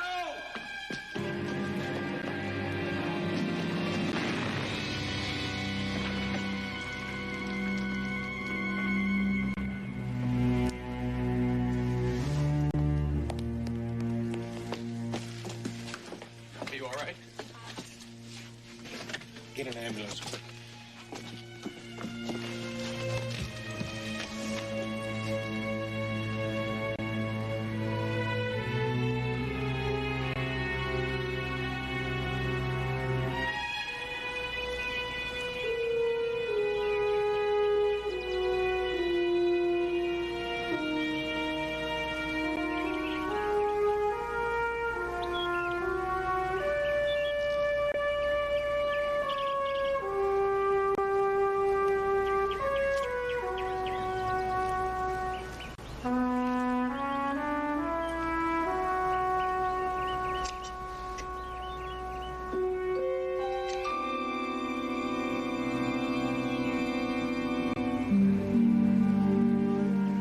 I'm sorry.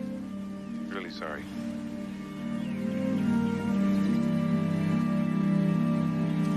Michael, you need some time alone. If you need me, I'll be at the precinct.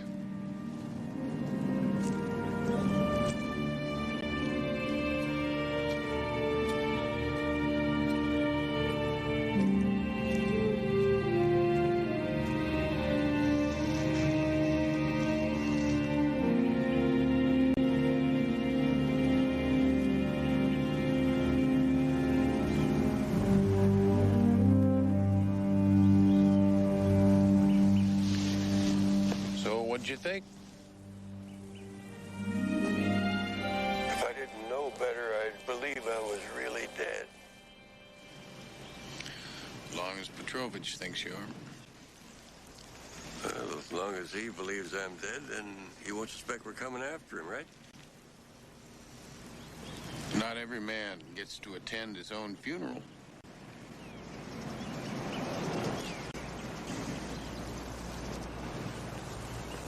Don't you think CJ is overplaying her part a bit? What are you talking about? The grieving widow. Putting flowers on the casket. That's not CJ. I think you better check it out, boy. What's the matter? Just find out who she is.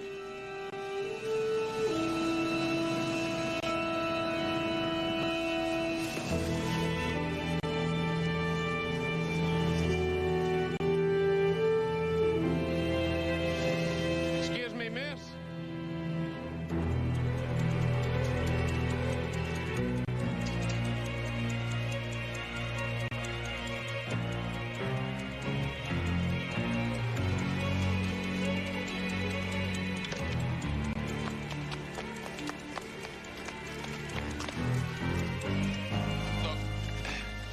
Look, I hate to intrude on your grief, but I'm Roy Houston's nephew. I'd like very much to know who you are. It's not important. It is to me.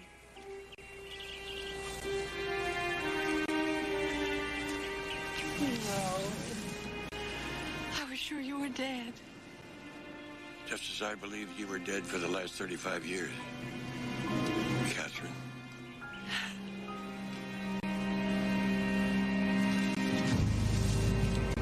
Get out.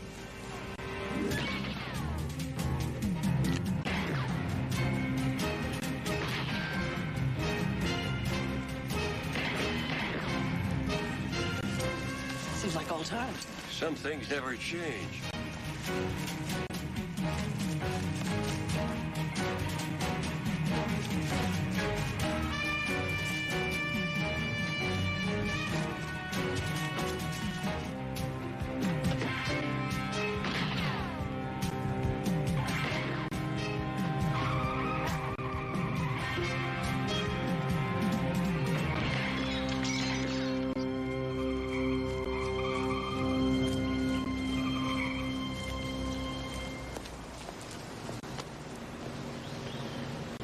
was hoping for a more peaceful and respectful ending to my funeral. He's probably on his way back to tell Petrovich that you've come back from the dead. Petrovich? He's come back for all of us, Catherine. Looks like my death was for nothing. And now he knows you're alive, too.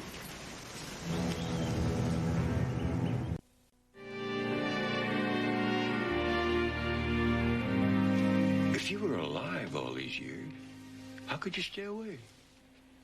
I had to. We were in love. I know. And it was affecting our work. We talked about leaving the company. Neither of us was willing to do that. Then when you wouldn't let me make that mission into East Germany, that was the final straw. It was dangerous. You refused to let me come with you. It didn't concern you. You always said that. I never understood. You made me choose. Between a mission and us? Between you and my father. Well, I thought a little bubbly was in order for the occasion. That's all right, Matlock. You might as well hear this. You'll only talk it out of him later. Your father. He was being held prisoner by the Germans in Berlin. I knew that the only way to keep you from following me was if you thought I was dead. You could have come back after that. My father was too ill to be moved. And there were other assignments. My cover was too valuable. And then, I didn't know if you'd ever trust me again. So I come back after all this time. Oh, when I read you were dead, I couldn't stay away. The years haven't changed my feelings, Roy. You know, your appearance at the funeral ruined our plot to catch Petrovich. Now he's got two targets. Not if we find him first. Well, tell me something. How does one go about locating a Russian spy? You ask the KGB.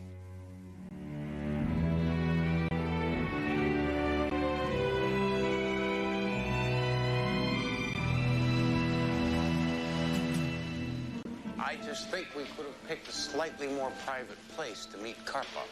Couldn't help it, boy. The Russian ballet is in town, and Karpov was assigned to make sure that nobody defects. You look out of sorts, Alexei. How would you feel playing nursery maid to a group of prancing, high-strung women? We promised to keep it a secret. You're looking good, Roy, considering you just have had a funeral. How many have you had now? Half a dozen. May they always be fake. That's why we needed to see you. A countryman of yours means to make sure they're not. It's been a long time, Catherine.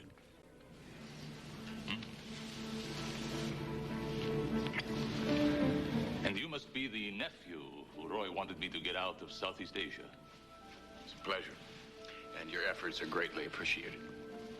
Now, who is this countryman of mine who is trying to kill you? Roman Petrovich. It's impossible. I wish it were. But it has to be. Because Petrovich died in Siberia 5 years ago. Well, then who is it that's trying to kill us?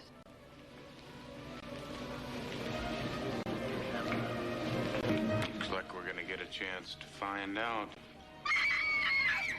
Cover the exits.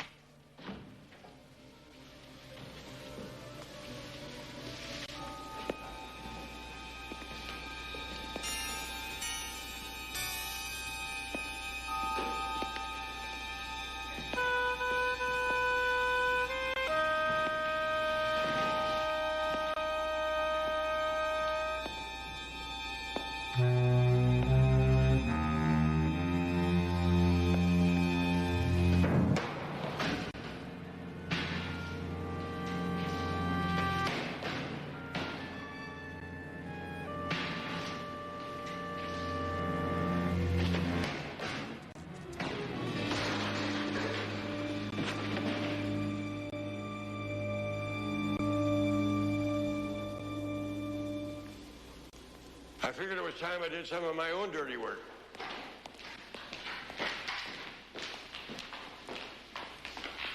You recognize him? His name's Uri Strovka, formerly with KGB. But he's been missing for 3 months now. The question is, if he wasn't working for Petrovich, why did he want to kill the Five Fingers?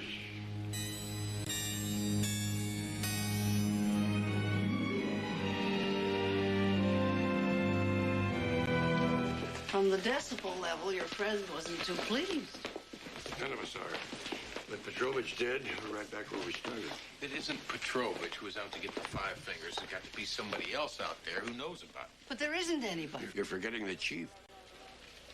Wait a minute, the man who set up your accident in Berlin? I haven't seen him since then. I don't even know if he's still alive. He's living in a rest home outside of Santa Barbara. But he could have hired somebody like Yuri to do it for it. But why would the chief want to kill us? Why don't we ask him?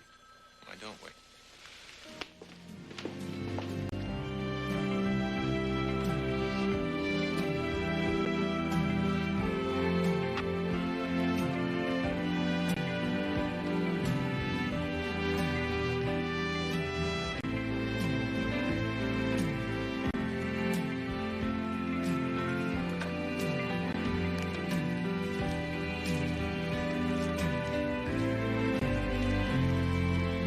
Chief?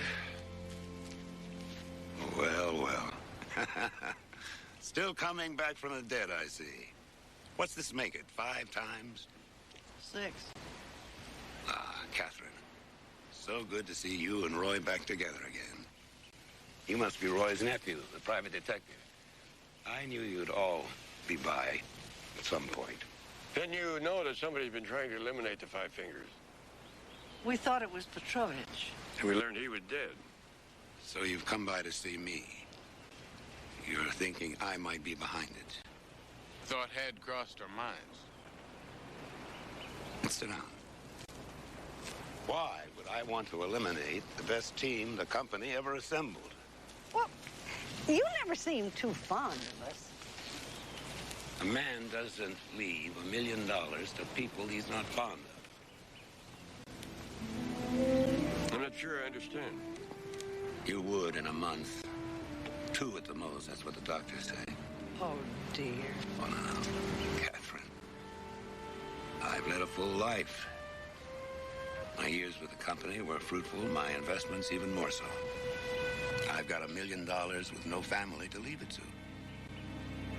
That's why I'm willing it to the 5 of you, to be split equally by those who survive me. You see, the Five Fingers was the closest thing to a family I've ever had. But it seems to me that you would already know all this. Why would you think that? Freddie was by to see me a couple of weeks ago. I told him. I wasn't sure I could reach all of you, so I asked Freddie to pass the message along.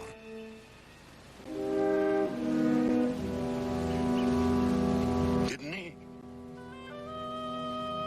He passed a message, Ori.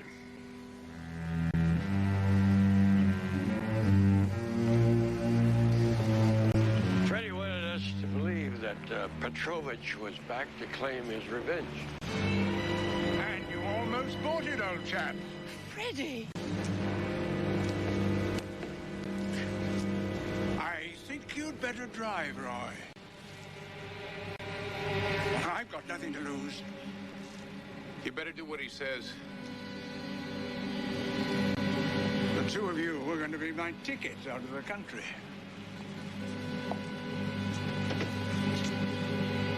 I'll be in touch.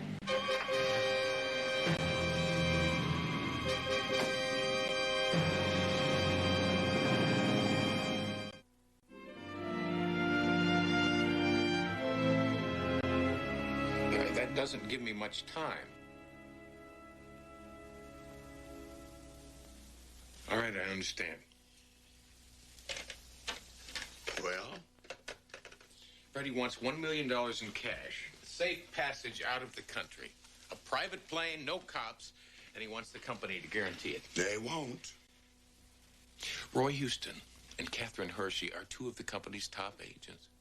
Former agents. Besides, the government refuses to pay ransoms. Well, Freddie is going to call back here at 3 o'clock. That gives us just 2 hours. What are we going to do? Whatever it takes to get my uncle and Catherine back. You really thought you were going to get away with this? I almost did. Until the two of you and your nephew botched things up. But you must admit I had you fooled for a while. What did you think of my death scene? Very convincing. But I don't understand why you didn't kill me there. Macmillan? Oh. You didn't know where he was, so I led you to him. All it took was planting the proper seeds. And faking your death. And blaming Petrovich. And then you hired a disgruntled KGB thug to do your dirty work.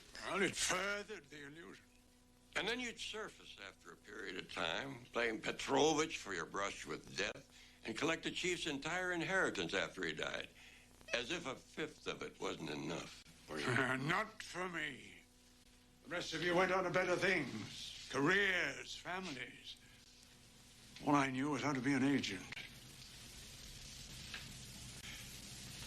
$200,000 is nothing today, but $1 million would allow me to live the life I've never had, the life you've been living all these years. The company will never pay it. Oh, it's time to find out. Don't go away.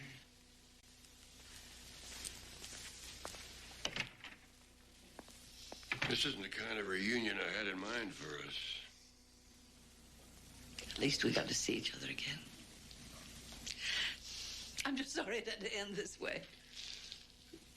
I've never known you to give up so easily. And you haven't? If I know Matlock, he hasn't. It seems you chaps have underestimated your value.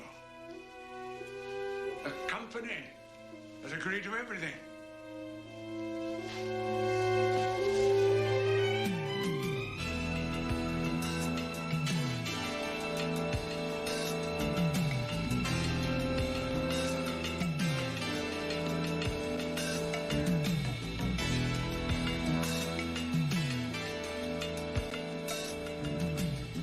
This reminds me of a sting we made in the early 50s in Tangier. What is it with you people?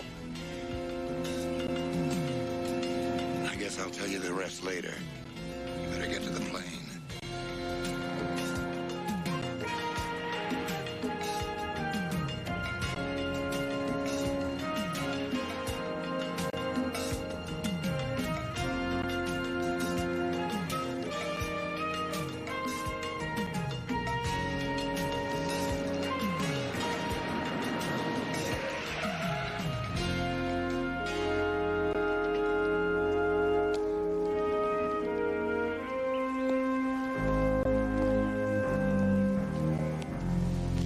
I presume you're going to say something like you never liked me. Well, that's the funny part, Freddie. I always did like you. I wouldn't leave my money to somebody I didn't like. It's the money that started this whole mess. I wouldn't be so hard on yourself, old chap. This is going to end up costing you nothing. 2 lives are gone. And you can add 2 more to that if that plane doesn't take off soon.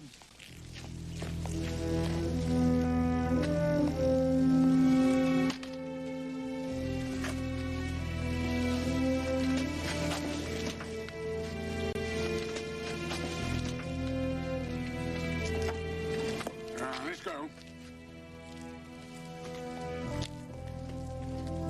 Actually, we've had our fill of flying, thank you. And I like the company, I insist. You probably hope I forgot your little pry at Tangier. Where the pilot turned out to be one of our agents.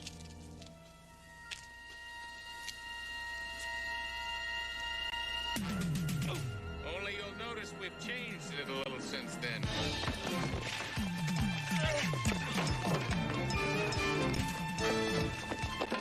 Are you all right? Okay.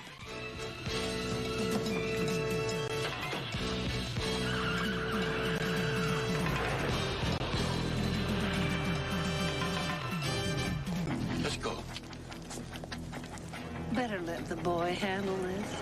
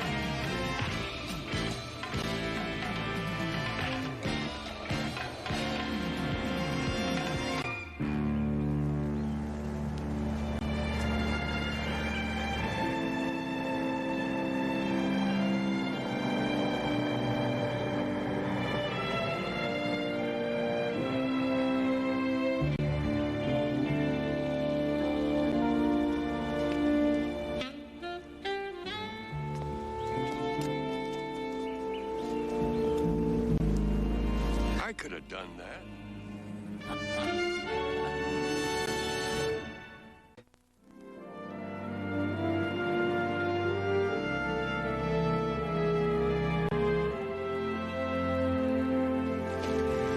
Well, in spite of all the craziness, I've had a wonderful time.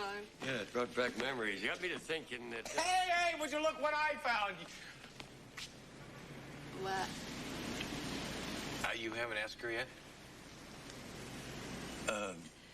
I was about to when... It's okay, I can take a hint. Ask me what?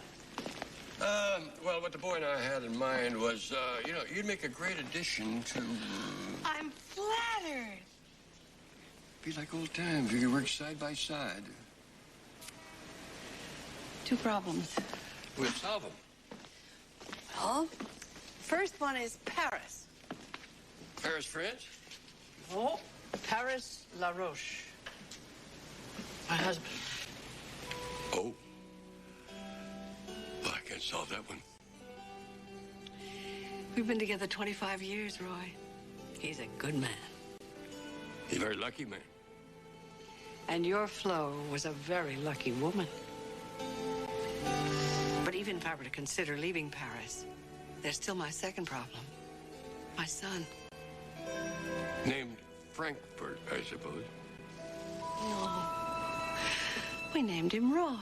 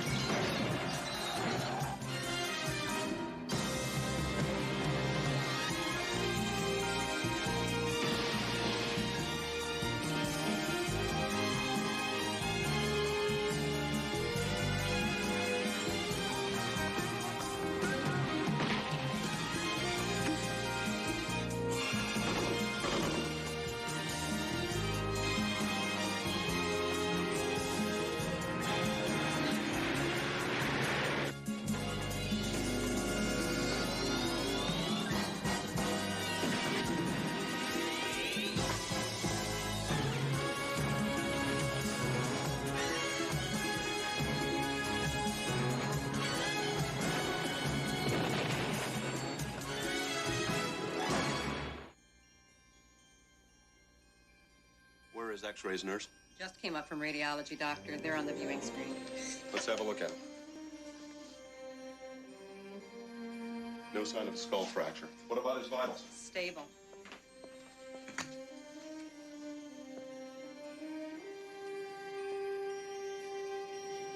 Corneal reflex.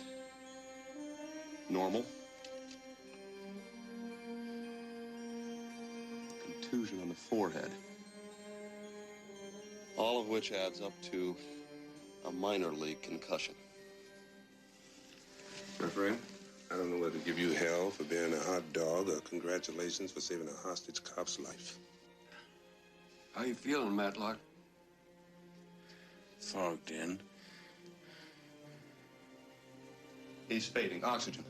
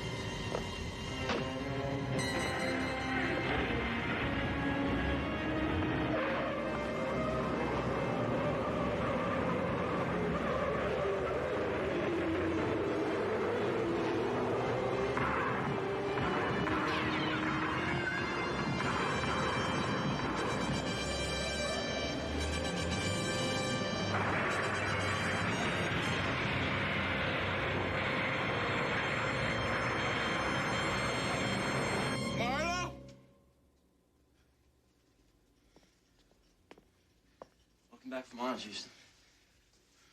The guys that we're shooting at captured at the scene. I want a word with you, Detective. Blackout? Now, that's going to happen for a couple of days, maybe even hallucinations, double vision and headaches. The old brain doesn't appreciate getting bashed against dashboards. I want to hear it again. Neither do young detectives. I want to hear from the top. All right, look, Houston found out they were going to kill that undercover cop. Now, I didn't think we had any other choice. Right. You didn't think. You had no guarantee that the whole thing wouldn't blow right up in your face. Houston thought we could pull it off. Houston doesn't earn his living as an officer of the law. You have certain responsibilities to me and the badge you carry far beyond reckless grandstanding. Just take it easy on him, Hoyt. You don't tell me how to do my job. I ought to suspend you. I better go to talk to him. You all right? I'm fine. Wait here, I'll drive you home. No, there's no need for that. I'll give you a lift. Thanks.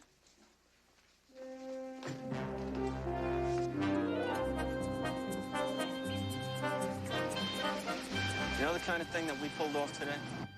Happens maybe once in a cop's career.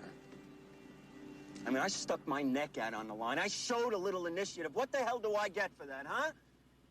A lecture from Hoyt? Now, don't let Hoyt rattle you. I forgot to call the office. Next phone we get to, would you pull over? Okay.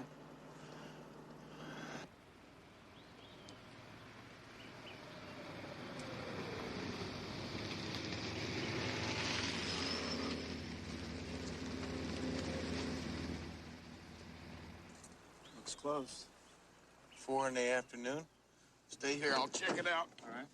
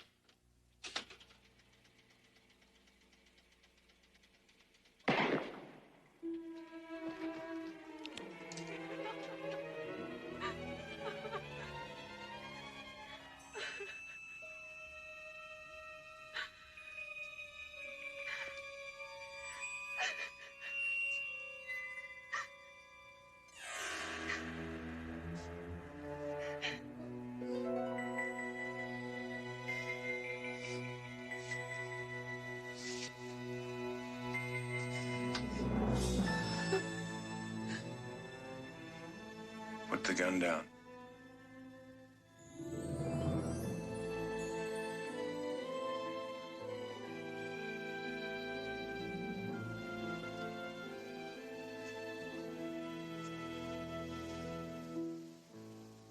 I've killed him. Who are you? The name's Matt Houston.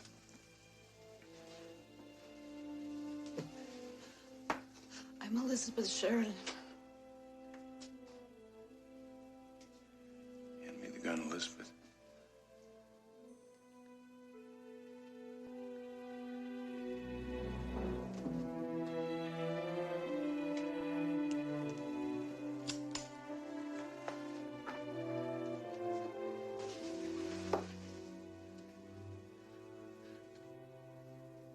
I've killed him, haven't I?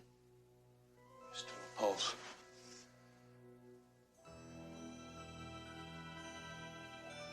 I don't even know where I am. Houston?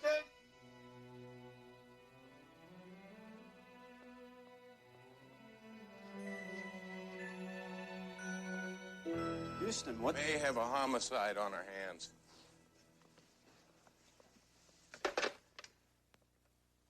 One's dead. Where are your car keys? Keys? I want you to stay here. There's a man and a woman in the back room. She claims she shot him with that gun. He's wounded. I'll go get some help. Houston, are you okay to drive? Where the hell is everybody?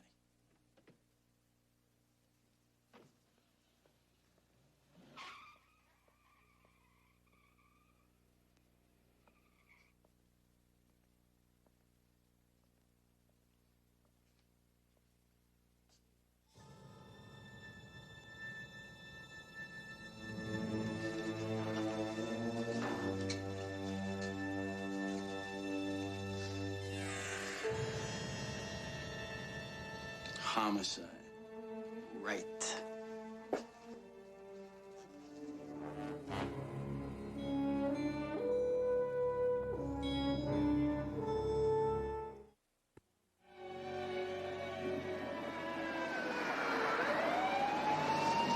So I left Marlowe with the woman, and I drove back to find you. Did you call an ambulance? The phone was dead. Isn't that Marlowe over there?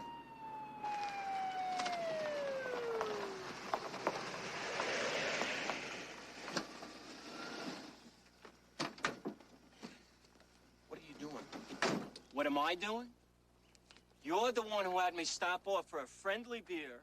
We're sitting at the table, we're just shooting a breeze. All of a sudden, you jump up, you take off in my car like a bat out of hell. You want to know what I'm doing?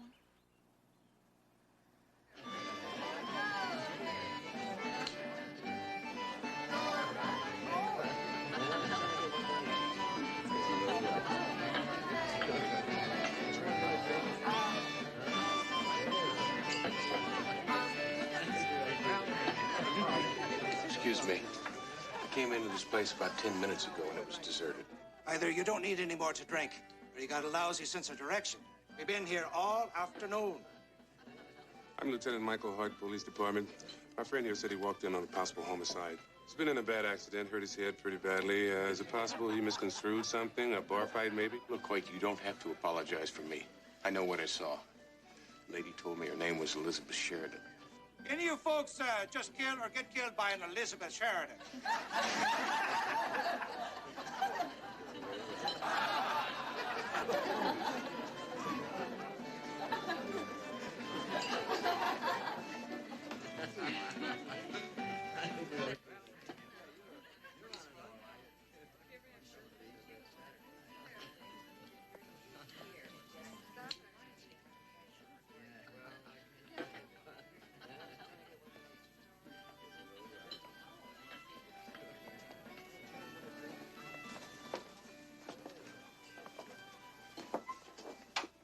She was here. He was lying right there. She had a gun, a .38. I gave it to Marlowe. Gun? What gun? Look, Lieutenant, I was here in this room. I didn't see any gun. I didn't see any woman or any wounded victim. And I frankly don't know what in the hell Houston is talking about. I can't believe this. Why don't you just tell him what's really going on? I did! Damn it, you're lying! Houston! Take it easy. Man's lying. I don't even know why. Houston. Must be the concussion.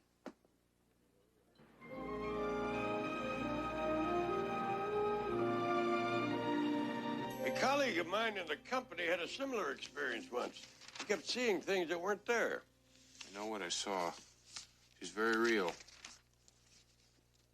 Got to the point where he was sending detailed memos to an imaginary Lithuanian spy named Farrell. Accused him of starting World War II. Thanks for the vote of confidence, Uncle Ryan. This may be all in Houston's mind, but I just found the name Elizabeth Sheridan listed in the white pages of the phone directory.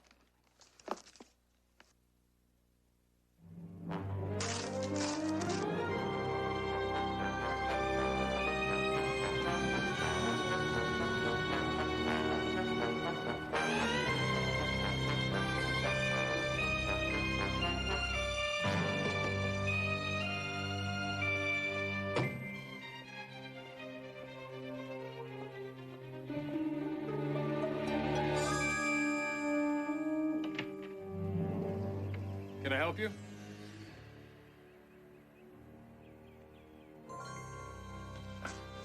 Morning. My name's Matt Houston. I'm looking for an Elizabeth Sheridan. I believe she lives here. Please, come on in. Afraid my sister isn't home at the moment. My name is Michael. Well, you're staring, Mr. Houston. I might guess that you're interested in my sister's person. I met her in a pub along the coast yesterday afternoon. That's impossible. She's been abroad for the past 6 months. We're expecting her in the next few days. Whoever took your fancy, Mr. Houston, was definitely not my sister. Who's this man? That's her fiance. They were engaged 3 months ago in France.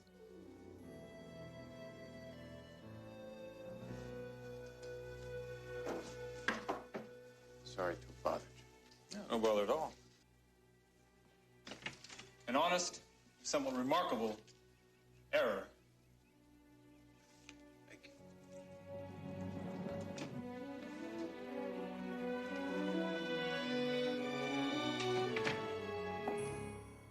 He's the private detective that police officer told us about, isn't he? Waste any time finding us. No. Nor can we in taking care of him before he unravels any more. Bad luck for Mr. Houston.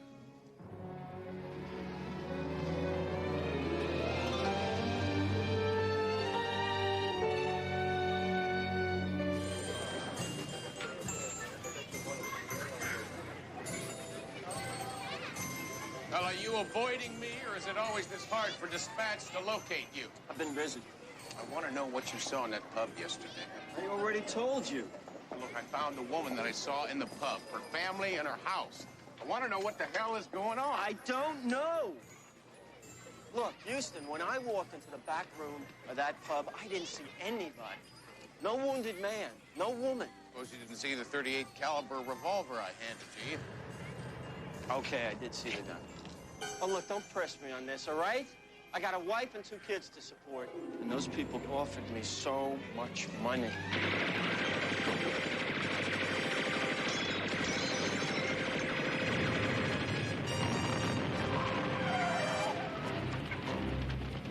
Come on!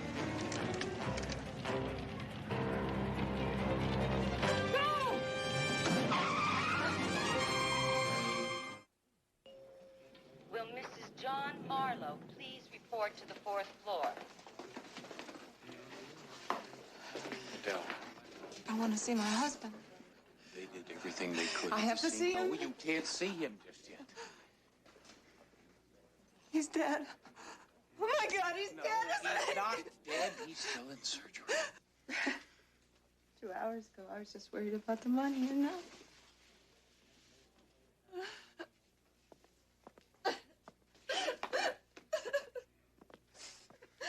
Money? mentioned something about a lot of money before the shooting. Adele, listen to me. He's lying in the emergency room because of something that happened in that pub. Now, please tell me what's going on. After you left the pub, John went back into that room. He didn't find a woman or a body. He didn't see anything at all. Except 2 people who paid a flat broke cop $100,000 for the gun that he gave him. And a promise to say he saw nothing. 2 people? A man and a woman. I don't know their names. John will go to jail when the department finds out. He only did it for us. For the kids.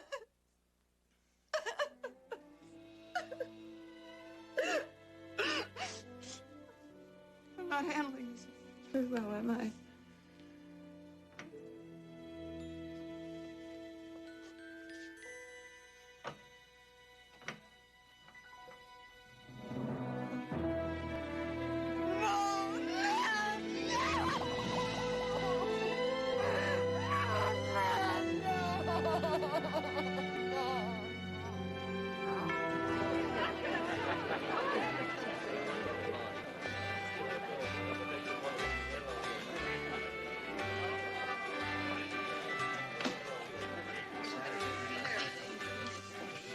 What'll it be for you today, friend? Well, I'd take a beer and some answers. You're the guy who was in here yesterday with the cops. Guy who'd been seeing things. Things somebody wants me to believe never happened. Maybe you better go rest your head some more, friend. Listen to me, friend. I just saw a man gunned down because he knew too much about what happened in here yesterday, so you better start talking to me before I lose my temper, friend. Hey, it was just somebody playing a little gag on a buddy, that's all. Had everybody slip out the back for a few minutes. Who's this somebody? Michael Sheridan. Customers always do what Michael Sheridan wants them to. Usually, he owns a place, besides which he's very popular. Folks see him as a real hero. What kind of hero? The kind who spent lots of time abroad. Ireland, for instance, as a freedom fighter. Freedom fighter? Sounds more like a euphemism for radical or terrorist. I need a full background on this Michael Sheridan. Doesn't Uncle Roy have a friend? Yes, Lloyd Hodgkins. He's stationed here at the British consulate. Right, and the specialty is radical terrorist groups. Have Uncle Roy get a hold of Lloyd and pull his file on this Michael Sheridan. Meet me at Sharky's 1 o'clock. You got it. Michael Sheridan, smile of an angel, deadly as the devil himself. A young woman with him? His sister, Elizabeth. They are the son and daughter and sole heirs of Mr. Arthur Sheridan, an American millionaire with holdings all over the world. His car went off the cliff during a business trip to England. That photograph was taken at the funeral. I remember something about this incident. It seemed like the brakes had been tampered with. The killer was never found. A suspect was. Michael. You mean he killed his own father? For the money, we thought, but he didn't inherit a bloody thing. It all went to the sister, Elizabeth. Michael was cut out of the will? Arthur Sheridan sent his son to a university in England. But what did the dear boy do? Our Michael took up with some radicals. The only cause Arthur Sheridan believed in was good old capitalism. And he'd be damned if he'd see his fortune fuel the fires set by his son's newfound friends, particularly this one. Deborah O'Malley, now Mrs. Michael Sheridan. She's the one who got Michael involved with terrorists in the first place. Well, if your initial instincts are correct, and he wants that money if he killed his father, he might kill his sister next. Just try and relax, Uncle Roy. I already phoned ahead to our friendly neighborhood terrorists. They're out for the afternoon. I still think it's an awful risk, boy. Maybe so, but it's the only way to get to Elizabeth Sheridan. I'm sorry to bother you, young lady, but I just had to stop and ask. Ask what? I hope you don't think I'm too forward.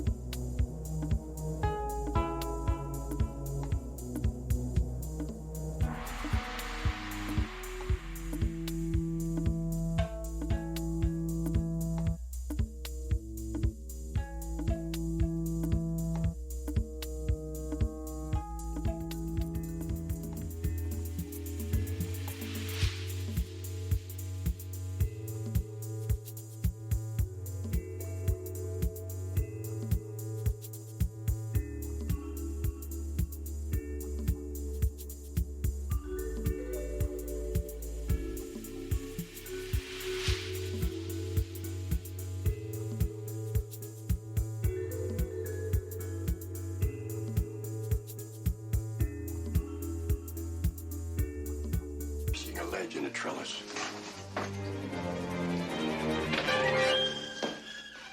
Upstairs.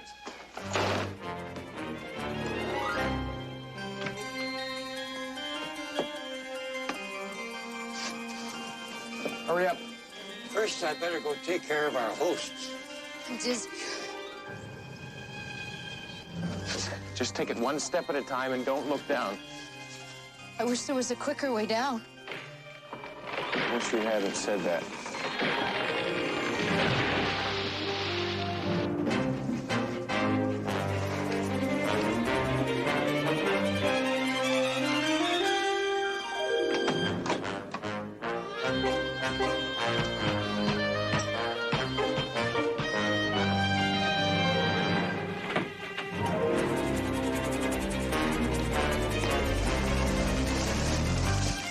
Don't ask.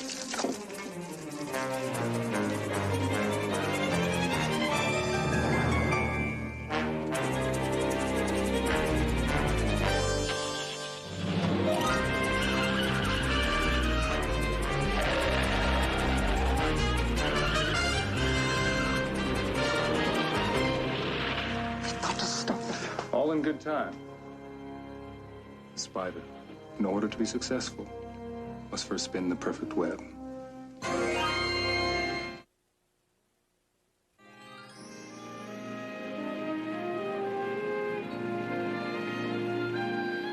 lab confirmed that they've been injecting you with morphine. The operative expression is gaslighting. It's a brainwashing technique.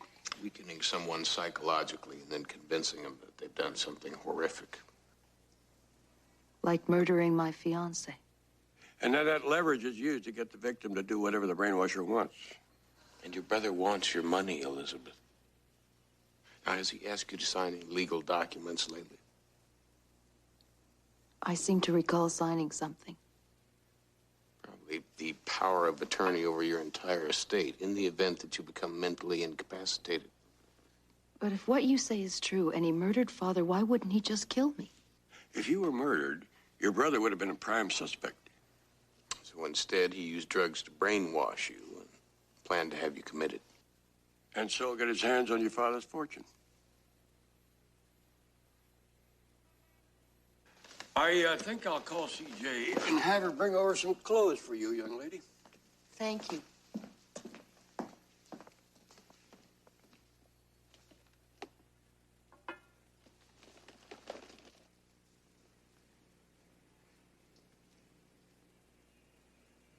It's a nice view. I was thinking the same thing myself.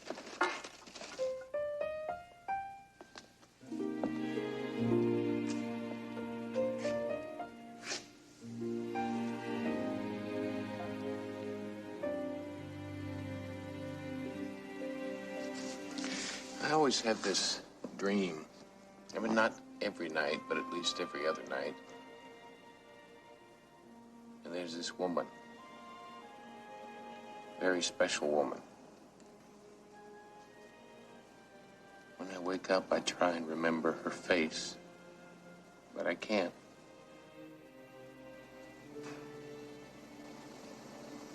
Why are you telling me this? Because from the moment we met in that pub, I realized that woman is you.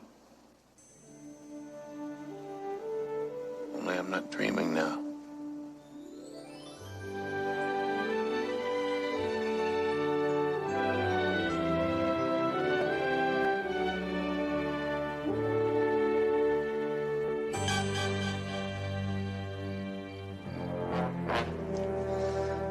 Why don't we just get out of this bloody country while we can? There's just one problem. My sister still has the Sheridan fortune. But she's with Houston. Don't worry. I've got an idea.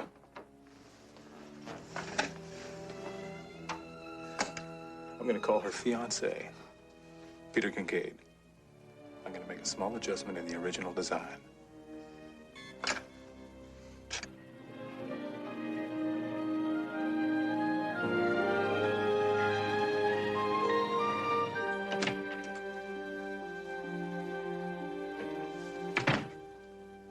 you settled in here and then I'll bunk downstairs on the couch.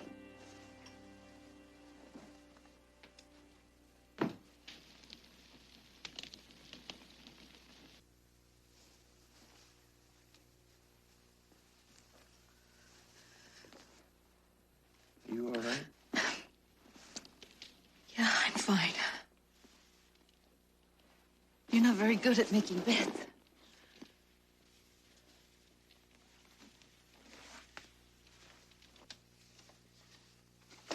There's a lot of things I'm not very good at. Such as? Telling a woman how I feel about her. That's a surprise. What did you say in your dream? We never spoke.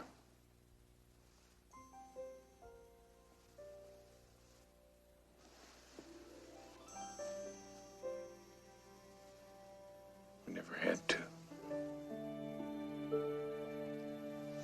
I've never felt like this before. If it's any help, neither have I.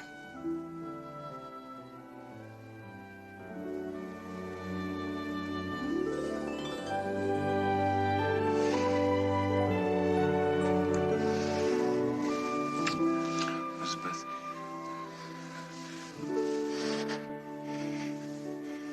Maybe after all you've been through, we should just take it slow.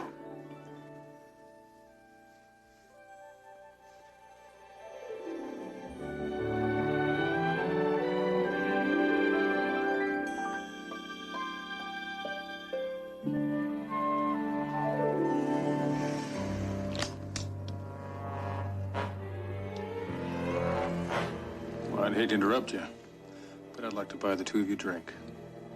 How about an Irish whiskey? Get dressed. Move it. Slow and easy.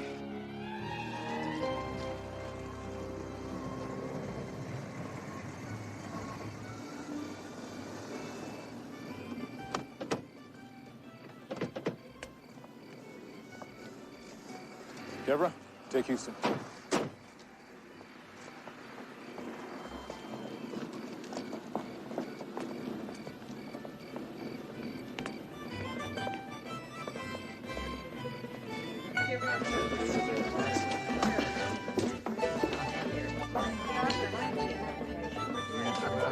Hello, Michael. Peter, good to see you. Hello, Elizabeth.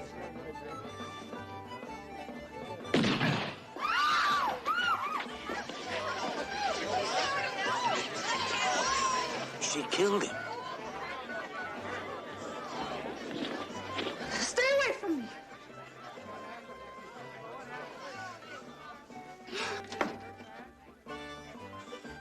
She's killed him. Don't let him get away.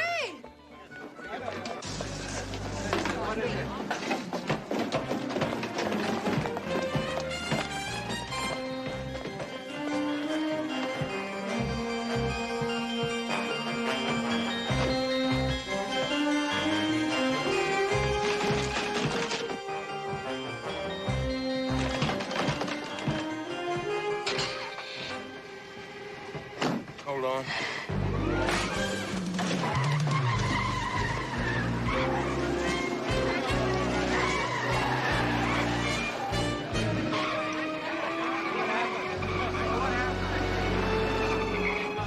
Call the cops.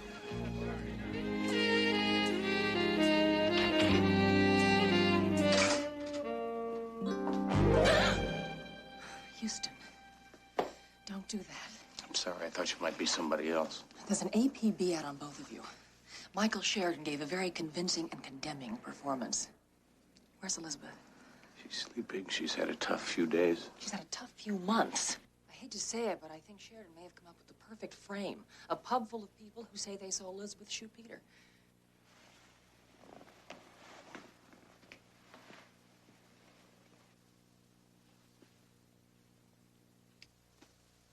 He killed my father, and now he might as well have killed me. It's not over yet, Elizabeth.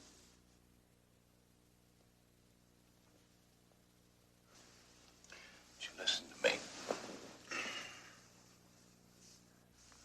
found a way to beat your brother at his own game. Matt, I love you.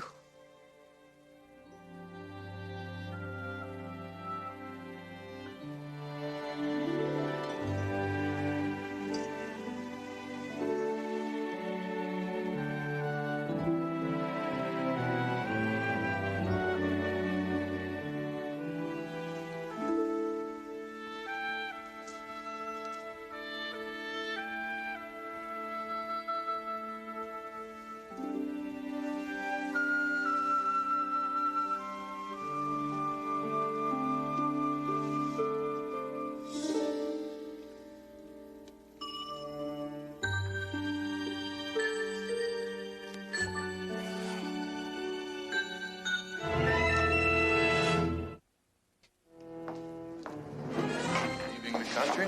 Come on, Nick. Since you're in a traveling mood, we thought you wouldn't mind a little side trip.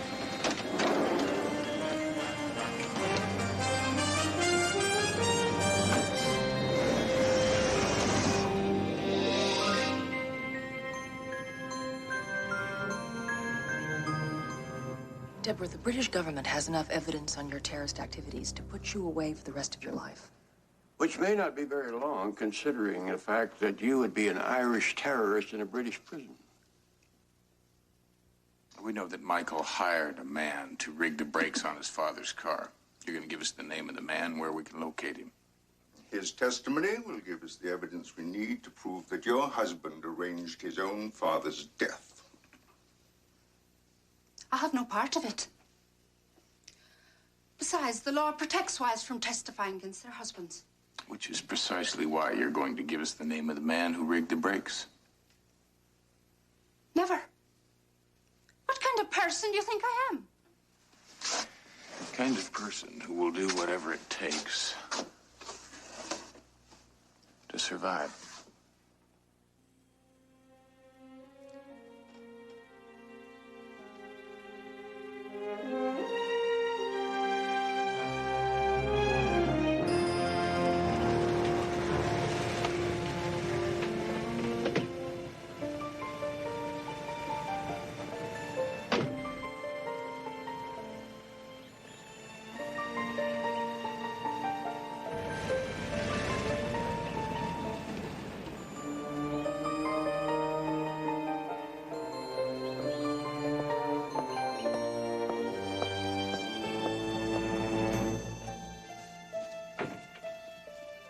Mr. Sheridan, sir?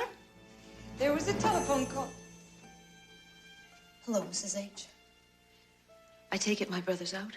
No, ma'am. I mean, yes, ma'am. He's out for just a bit. Well,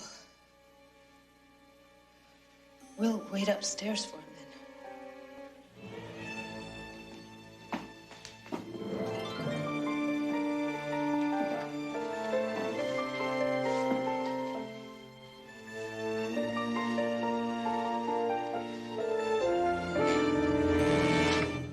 To help us run that bluff on Deborah was a stroke of genius. Desperate means for desperate men. It was nice of Hoyt to put a tail on her so we know where she'd be. Glad she fell for it.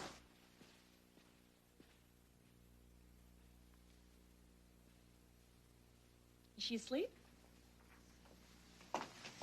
Houston? She's gone. She's taking your gun with her. She probably figures it's the only way to stop her brother. I'll call Hoyt.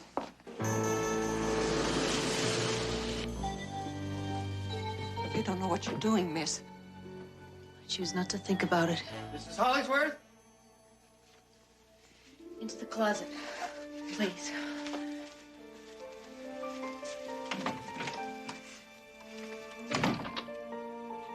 Mrs. Hollingsworth? Mrs. Hollingsworth? Deborah?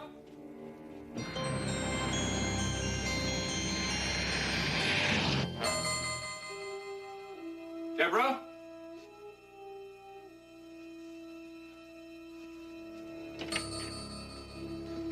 Deborah?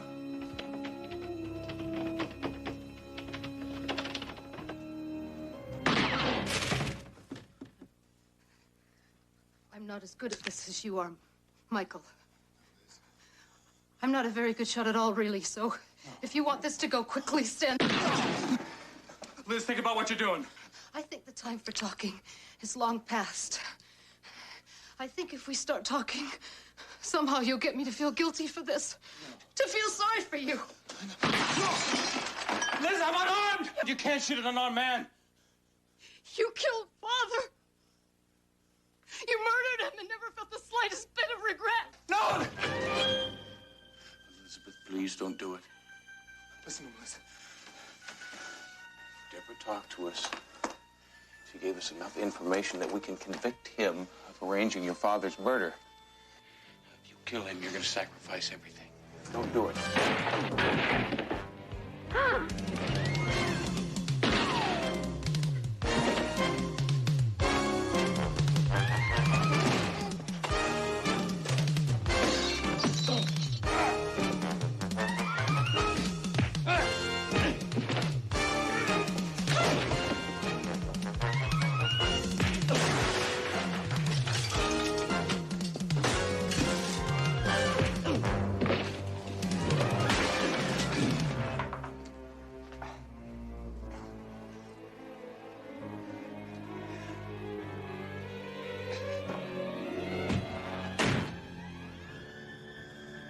Okay, Liz.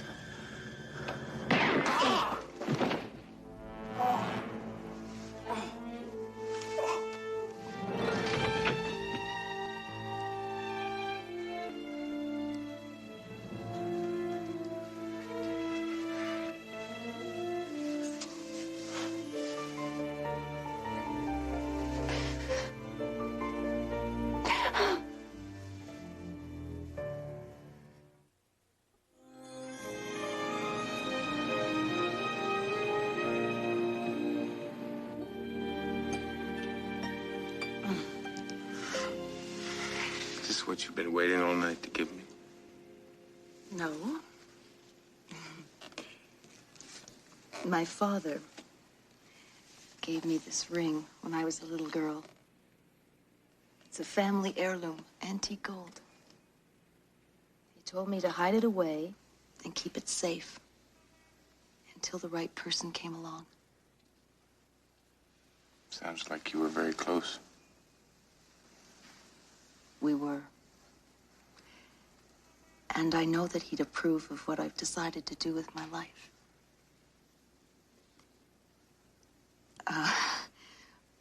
What I've decided to do is to marry you. Well, were you going to ask me first? There's nothing in the world that would make me happier.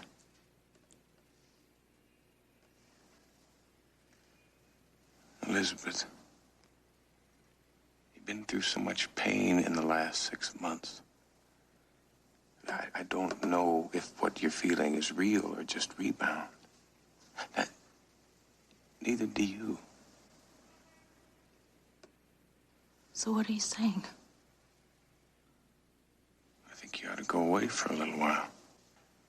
Find out if this is what you really want. And if it's you? I'm not going anywhere.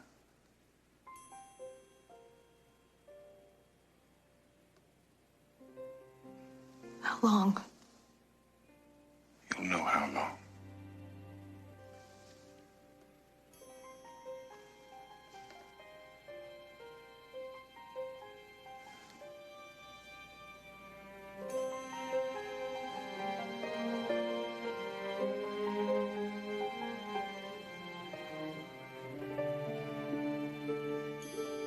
I love you.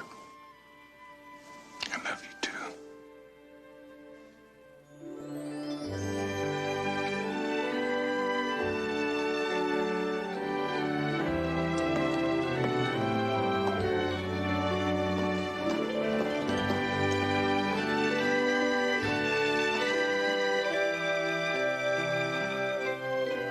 See you in my dreams.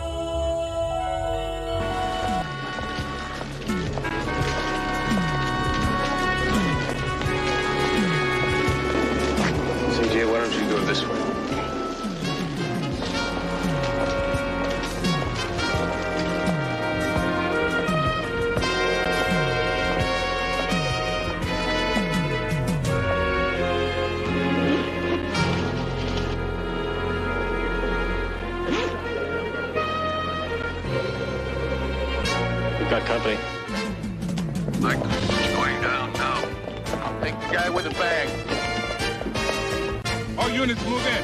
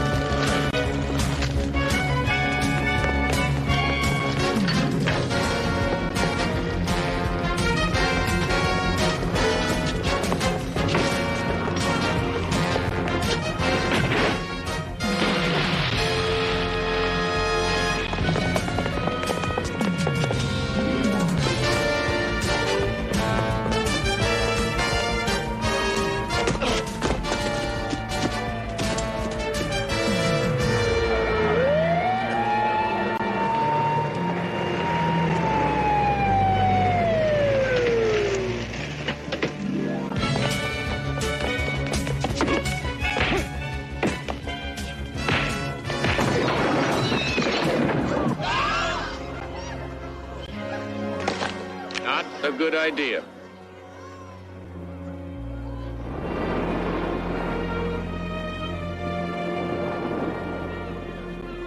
Over 10 pounds of cocaine in those 2 bags. Both bags have police evidence tags on them. They should be. They were taken from the precinct property room. Take him away.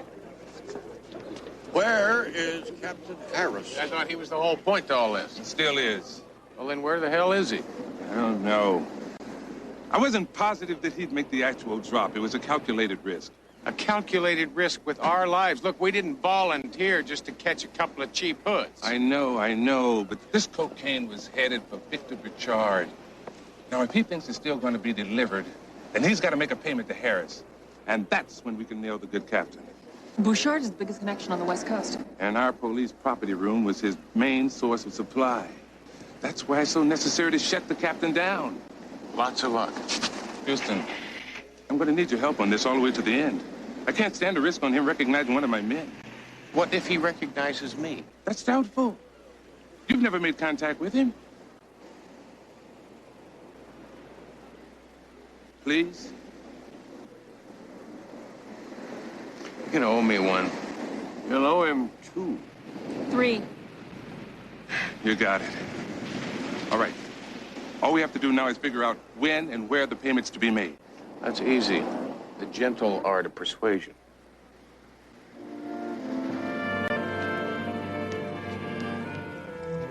I don't get it. What's with all this food and champagne? It's traditional, Tony. Your Last Supper. As in, a condemned man is entitled to die on a full stomach. This is Chateau Pierre. Vintage 62 is a very good year. You guys are crazy. It's no capital offense dealing in coke. Oh, we're not going to execute you, Tony. They are. They? Who's they? Your business associates. As soon as we let them know that you snitched. Hey. Wait a minute. You wouldn't. My life wouldn't be worth a plug nickel you put my name out on the street. Then talk. Bottom of the 9th, my friend. When and where? Bouchard is supposed to give the money to Harris tonight at the Golden Rail restaurant. I'm supposed to call Harris and let him know everything's okay. What time? 8 o'clock. It's less than 2 hours. Well, Tony wasted a lot of our time stonewalling. You're sure that Bouchard believes the delivery went down as planned? It did go down as planned. The cocaine we confiscated at the beach was dropped off by 2 of my men this afternoon. Small enough price to nail Harris. I haven't got enough time to wire the place. Houston, I need witnesses to the payoff. Why don't you just take old Tony down to internal affairs, let them handle it. The word of a two-bit hood like Tony against the integrity of a police captain like Harris. Decoration for valor. To prove he's gone bad, we gotta catch him in the act.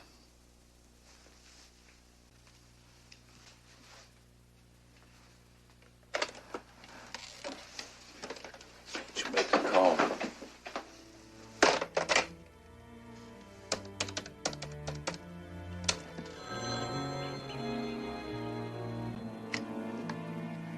Yeah? Harris. Everything went off without a hitch. Excellent.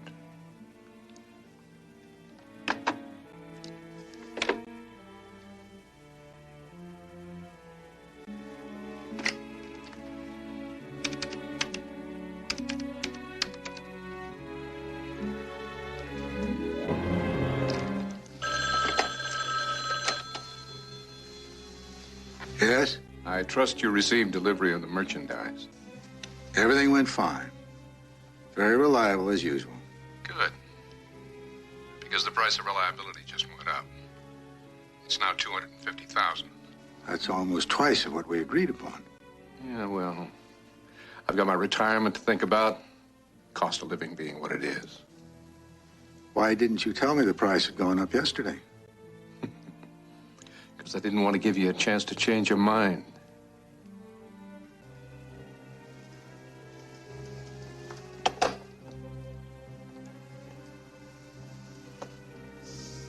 Greed rears its ugly head.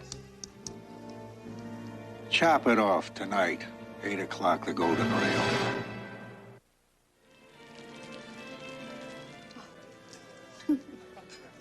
My pleasure.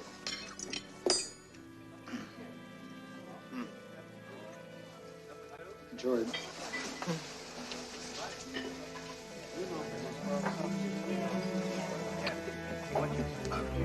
Fui esquiando en el Rio Amazonas. Your Spanish is very good. Gracias. The company I worked for used to do a lot of work in Central and South America. My family's from Guatemala.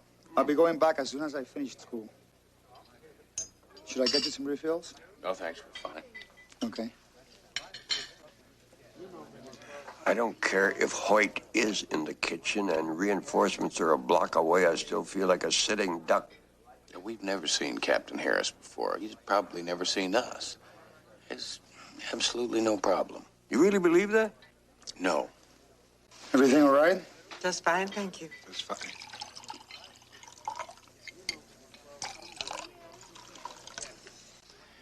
I wish I knew where CJ was.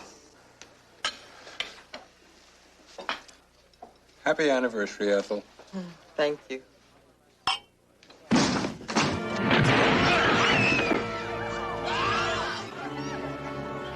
All right, everybody stay right where you are. Shut up.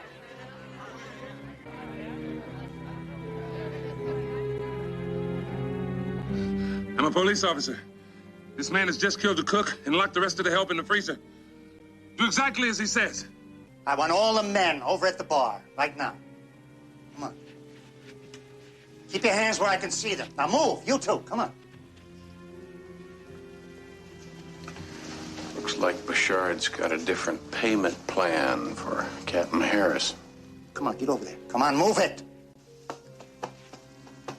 Look, if it's money you want, I want cooperation, that's all. Just cooperation, no questions. Make it easy for me, I make it easy for you, okay? All right, go back to your table. Hey, hey! All right, everybody, put your hands up on the bar right now. Go back to your table. No. On the bar, on the bar.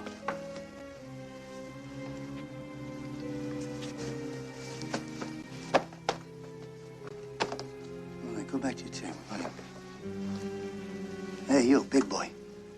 Come on, spread him. Come on, you've seen how it's done on TV.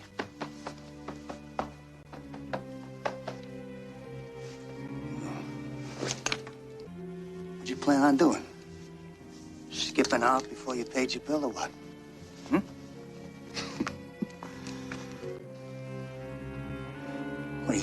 I'm spying on guys who are making love to other people's wives or what? That's the best part. Yeah, it's wonderful. Go ahead, go back to your table. Go ahead.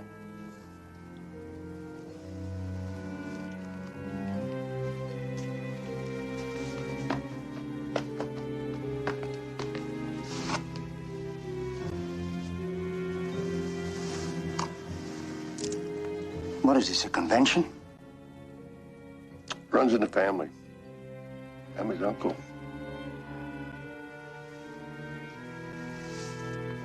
Well, go sit down, Uncle.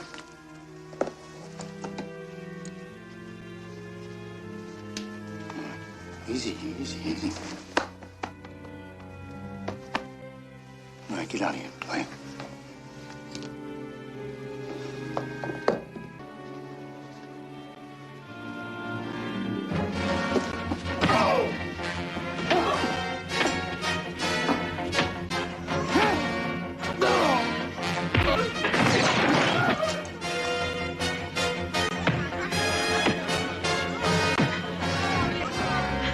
Get up!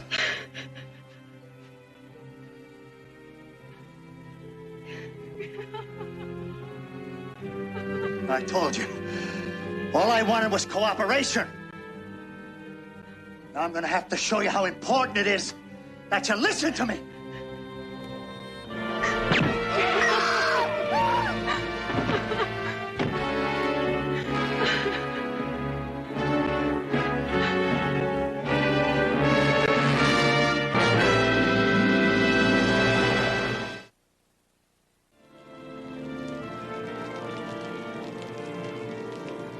Man needs an ambulance now. No ambulance, no doctors, no nothing.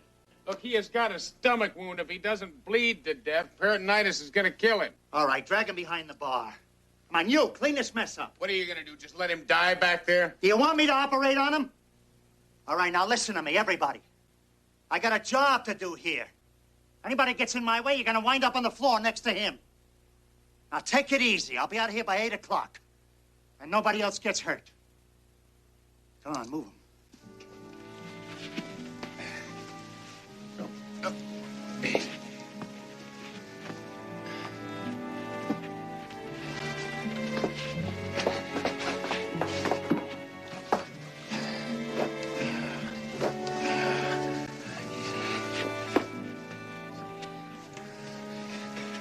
Take it easy, old friend, all right?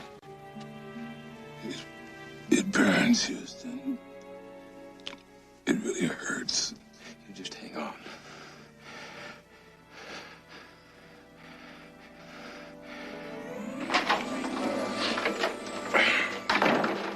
What are you doing here? Why is the citizen standing here? Lieutenant, it's just Houston. Why don't you lighten up, Hoyt? Sir, I will get to you in a minute.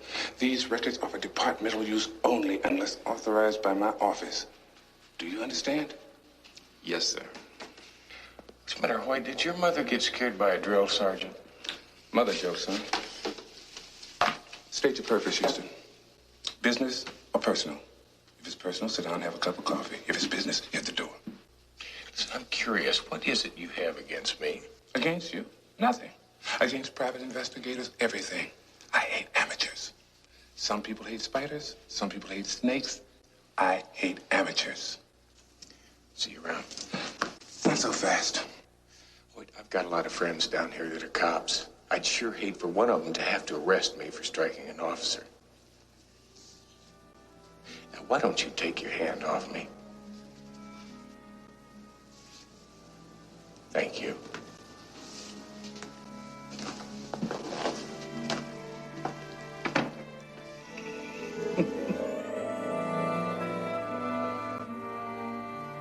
All right, that's enough of the sympathy act back there. Bring it out front. I'm not gonna stand around and watch this man die. I said back to your table, now. No. I said now. This man needs my help. Are you dense? Do you want to die on the floor with him? Look, if I get half a chance, I am going to take you out.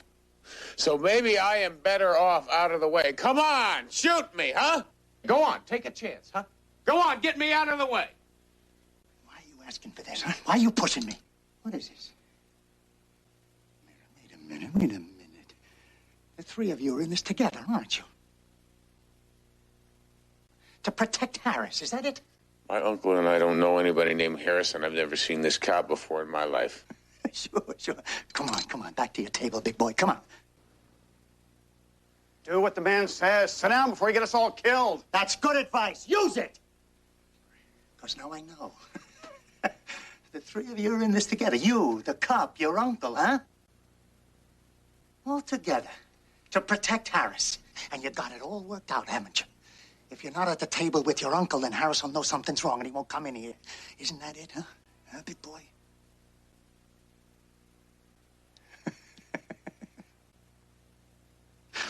That's what I thought. Come on. Back to your table. Come on. Back to your table or I kill this lady here. No. All right.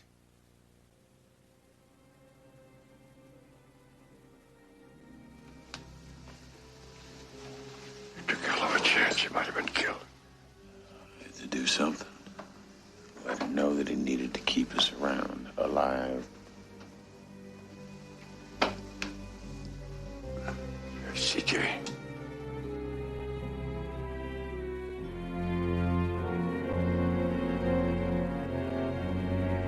Hi, sorry I'm late. Listen, you're not gonna believe this. I picked the car up at the garage because it goes 5 blocks and it quits. I go back to the garage and it's closed. It took me forever to get a cab. Anyway, here I am. You may wish it had taken longer. Now just stay cool and you won't get hurt. He's not kidding. Look behind the bar. Hey. Just stay right where you are. There's a cop behind the bar bleeding to death. That's all you need to know. Now sit down and be quiet.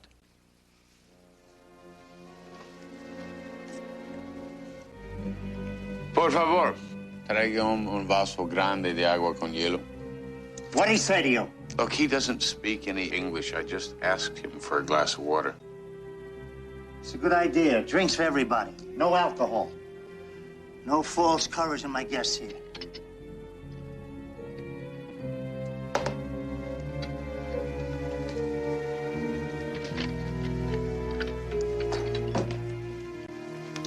Gracias.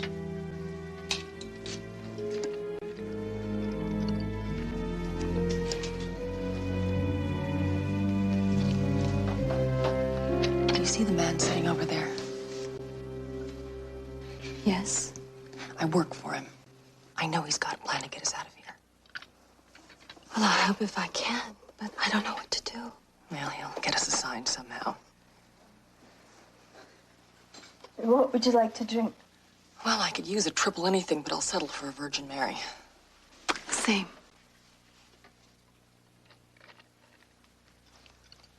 There's 30 minutes left before Harris gets here. I've got to make a move. Careful. I don't think this madman would mind killing everybody in the room. He's planning to. I mean, once he kills Harris, he's got no reason to keep us around.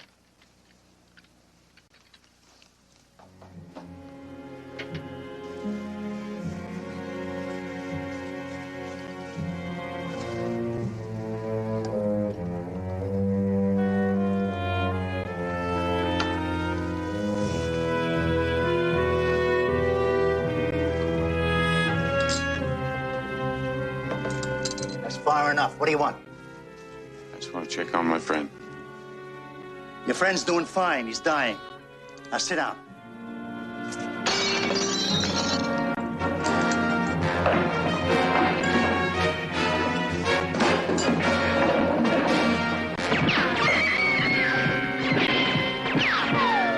All right, turn him loose, or I'll kill everybody in this place, starting with your lady friend here.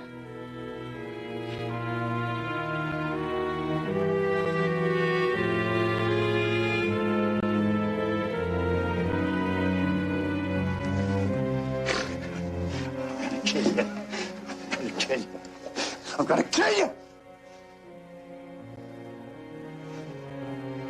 No. First I kill Harris. And then I kill you.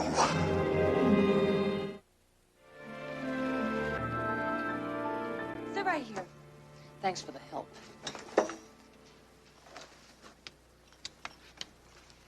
She works for him. Yeah, I figured that out. time, I picked the restaurant.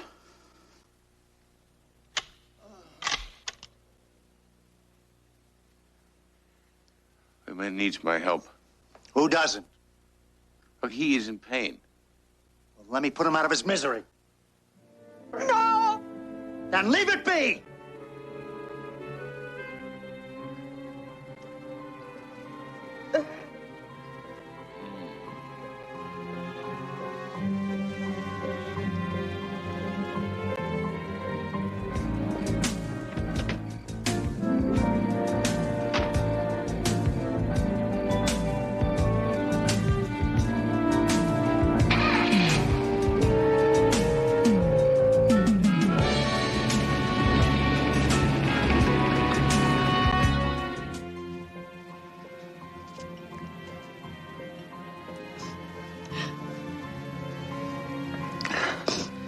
Stupid Private Eye's gonna get us all killed. I just wish to hell he'd shut up and do as he's told. Grief, Freddy's just trying to help us. I don't need his help. I'm perfectly capable of taking care of myself. I got some good news. Your friend stopped bleeding. Looks like he stopped breathing, too. Oh, no. Stay put. How many times do I have to tell you? You, come over here. Take a look. Come on. Go ahead.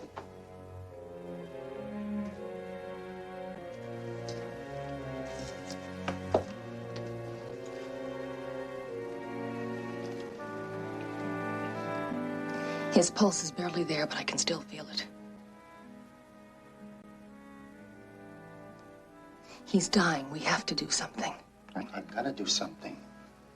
I'm gonna kill a cop named Harris in just about 20 minutes. When I'm through with that, you can do whatever you want with this one.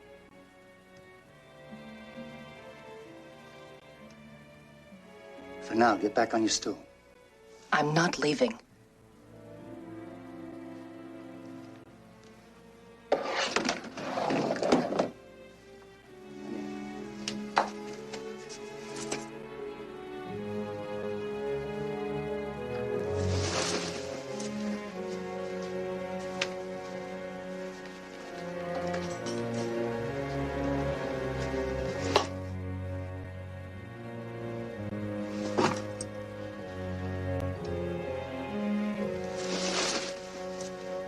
Next time you get hurt.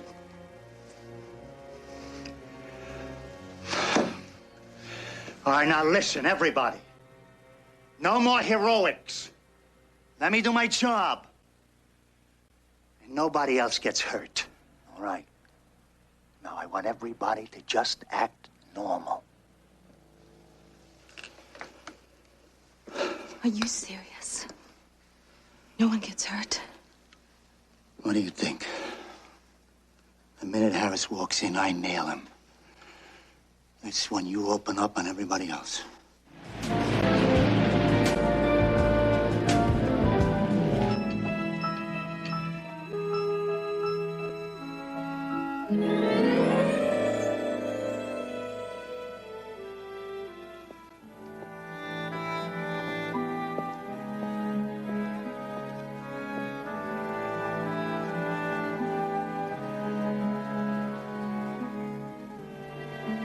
Matt's gonna be all right.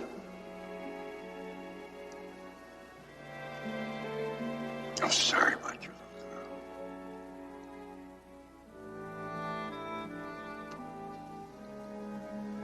No.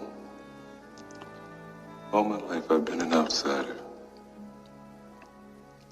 Black. You folks got us outnumbered 9-1. It's not bad. Proud to be black. But you can see what I mean about being an outsider. Alone.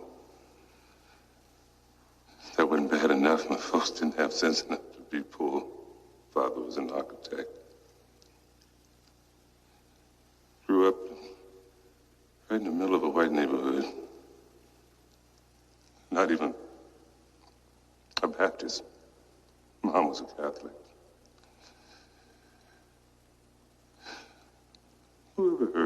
black kid being an altar boy. Oh, God, she was just a little girl. Oh, would anybody want to hurt her?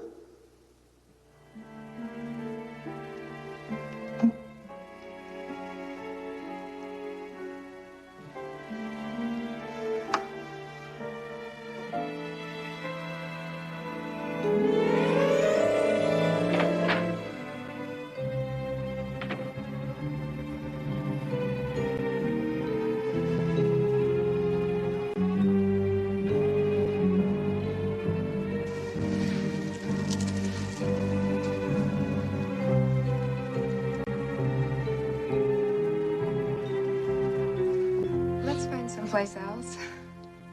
Why? The food on this menu looks out of this world. So do the prices. It's okay. I don't mind spending the money. I don't know, Neil. This place feels strange.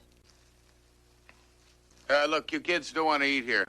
The food's lousy, the service is worse. Try someplace else, would you? I take my girl where I want. I think we should go, Neil. I think you should stay, Neil.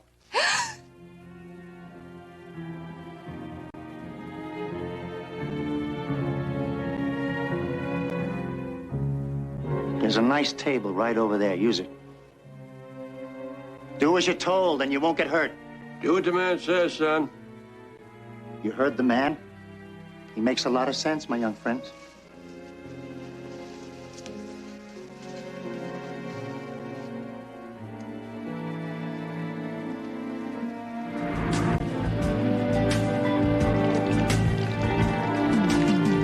Tráigame otro vaso de agua. Por favor. What did he say to you? Just a glass of water.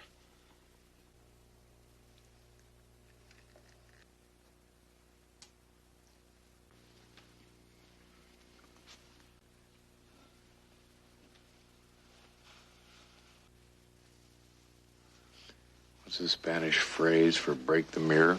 Quiebra el espejo. What you thinking, boy? He doesn't know any Spanish.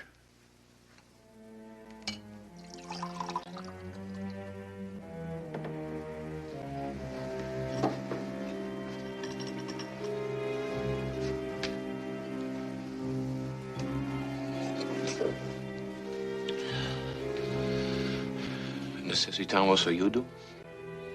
Cuando le hago la seña. Quiebre el espejo. Y mi tío va por ayuda.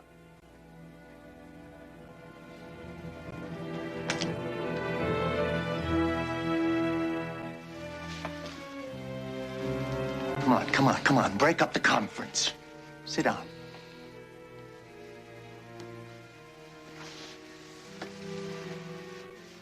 And no more Spanish. What did he say? I'm not sure. But he wasn't giving him help because I know how that's done in Spanish, and that wasn't it. He's gonna get us killed for sure. He just told the waiter to create some kind of diversion so his uncle can sneak out and get help.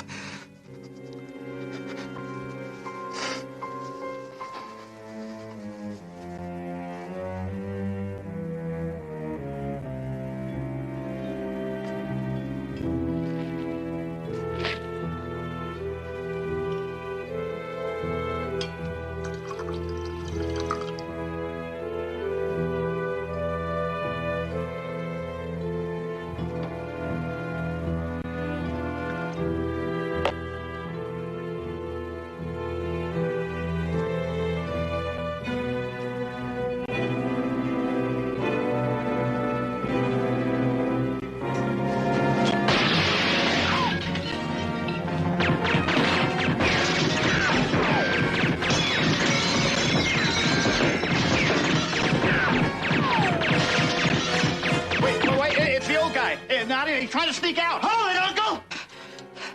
You'll never make it, Uncle.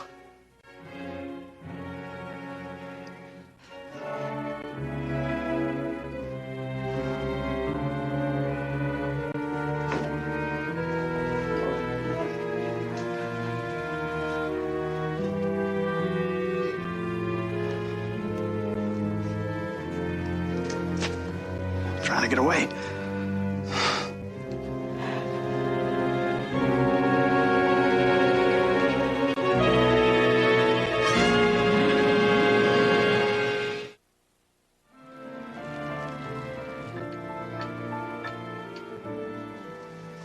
All right, sit down. Sit down, Uncle, sit down.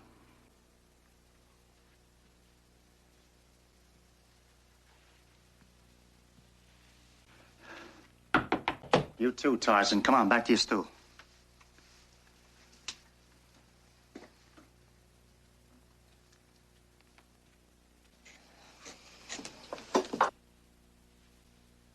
Now listen to me, everybody. Just take it easy. Nobody's gonna get hurt. Sit down, kids. What's the matter with you? He was trying to save our lives. Look, if that old guy had gotten out, they would have killed some of us. What do you think they're going to do after they kill Captain Harris, huh? Pass out tickets to Disneyland, thank us, and let us all go home? You'll see. You'll all be thanking me. Well, I'll tell you what, friend, about 8 minutes we'll all be dead. Including you. He's not going to leave any witnesses. Shut up. Now, don't listen to him. I gave you my word, didn't I? Now, just cooperate with me and nobody gets hurt. See? I was right. I know what I'm doing. So do I.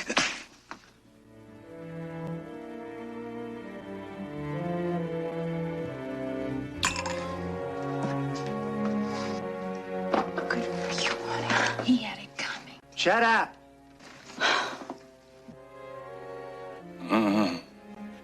You're getting on my nerves too, pal.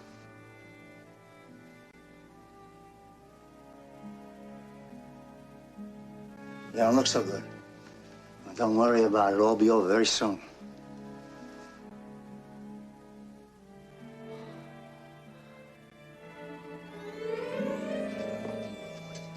Why don't you guys get some coffee? Thanks, Lieutenant. How's CJ? She's had a surgery. Doctor stopped the bleeding, so she'll be just fine. Thank God.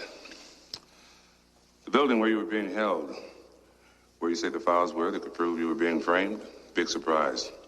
4-alarm fire. Level the place. No, I left Andrea in there.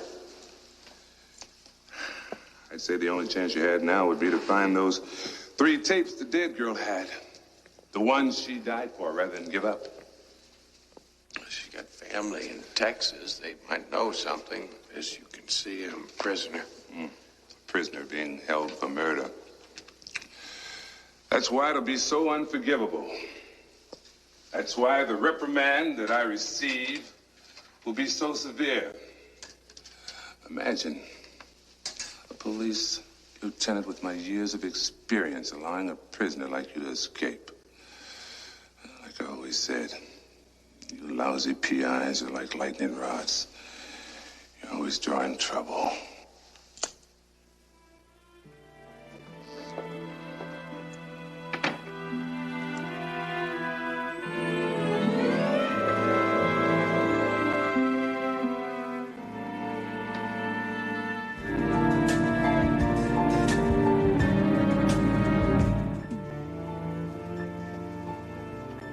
Take a look at how they're positioned.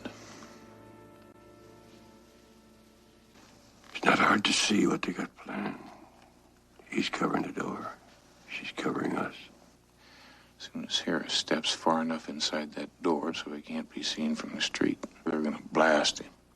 Well, she takes care of all the witnesses inside. Us. Not if we create a little diversion. The minute Harris steps through the door.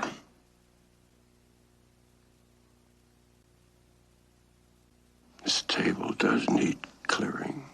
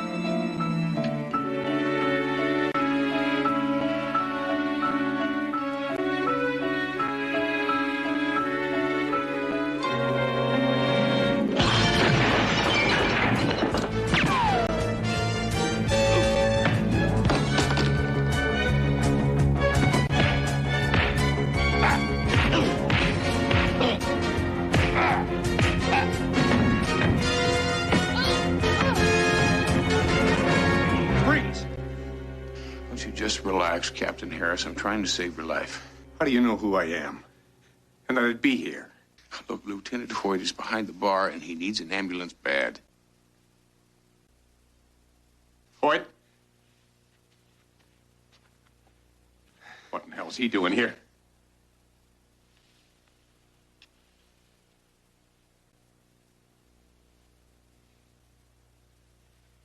Hoyt knew about the payoff. Hold it!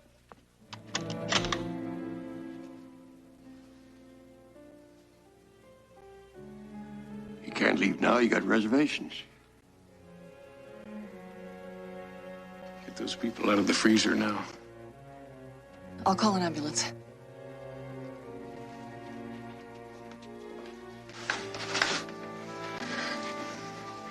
It's not going to be long now.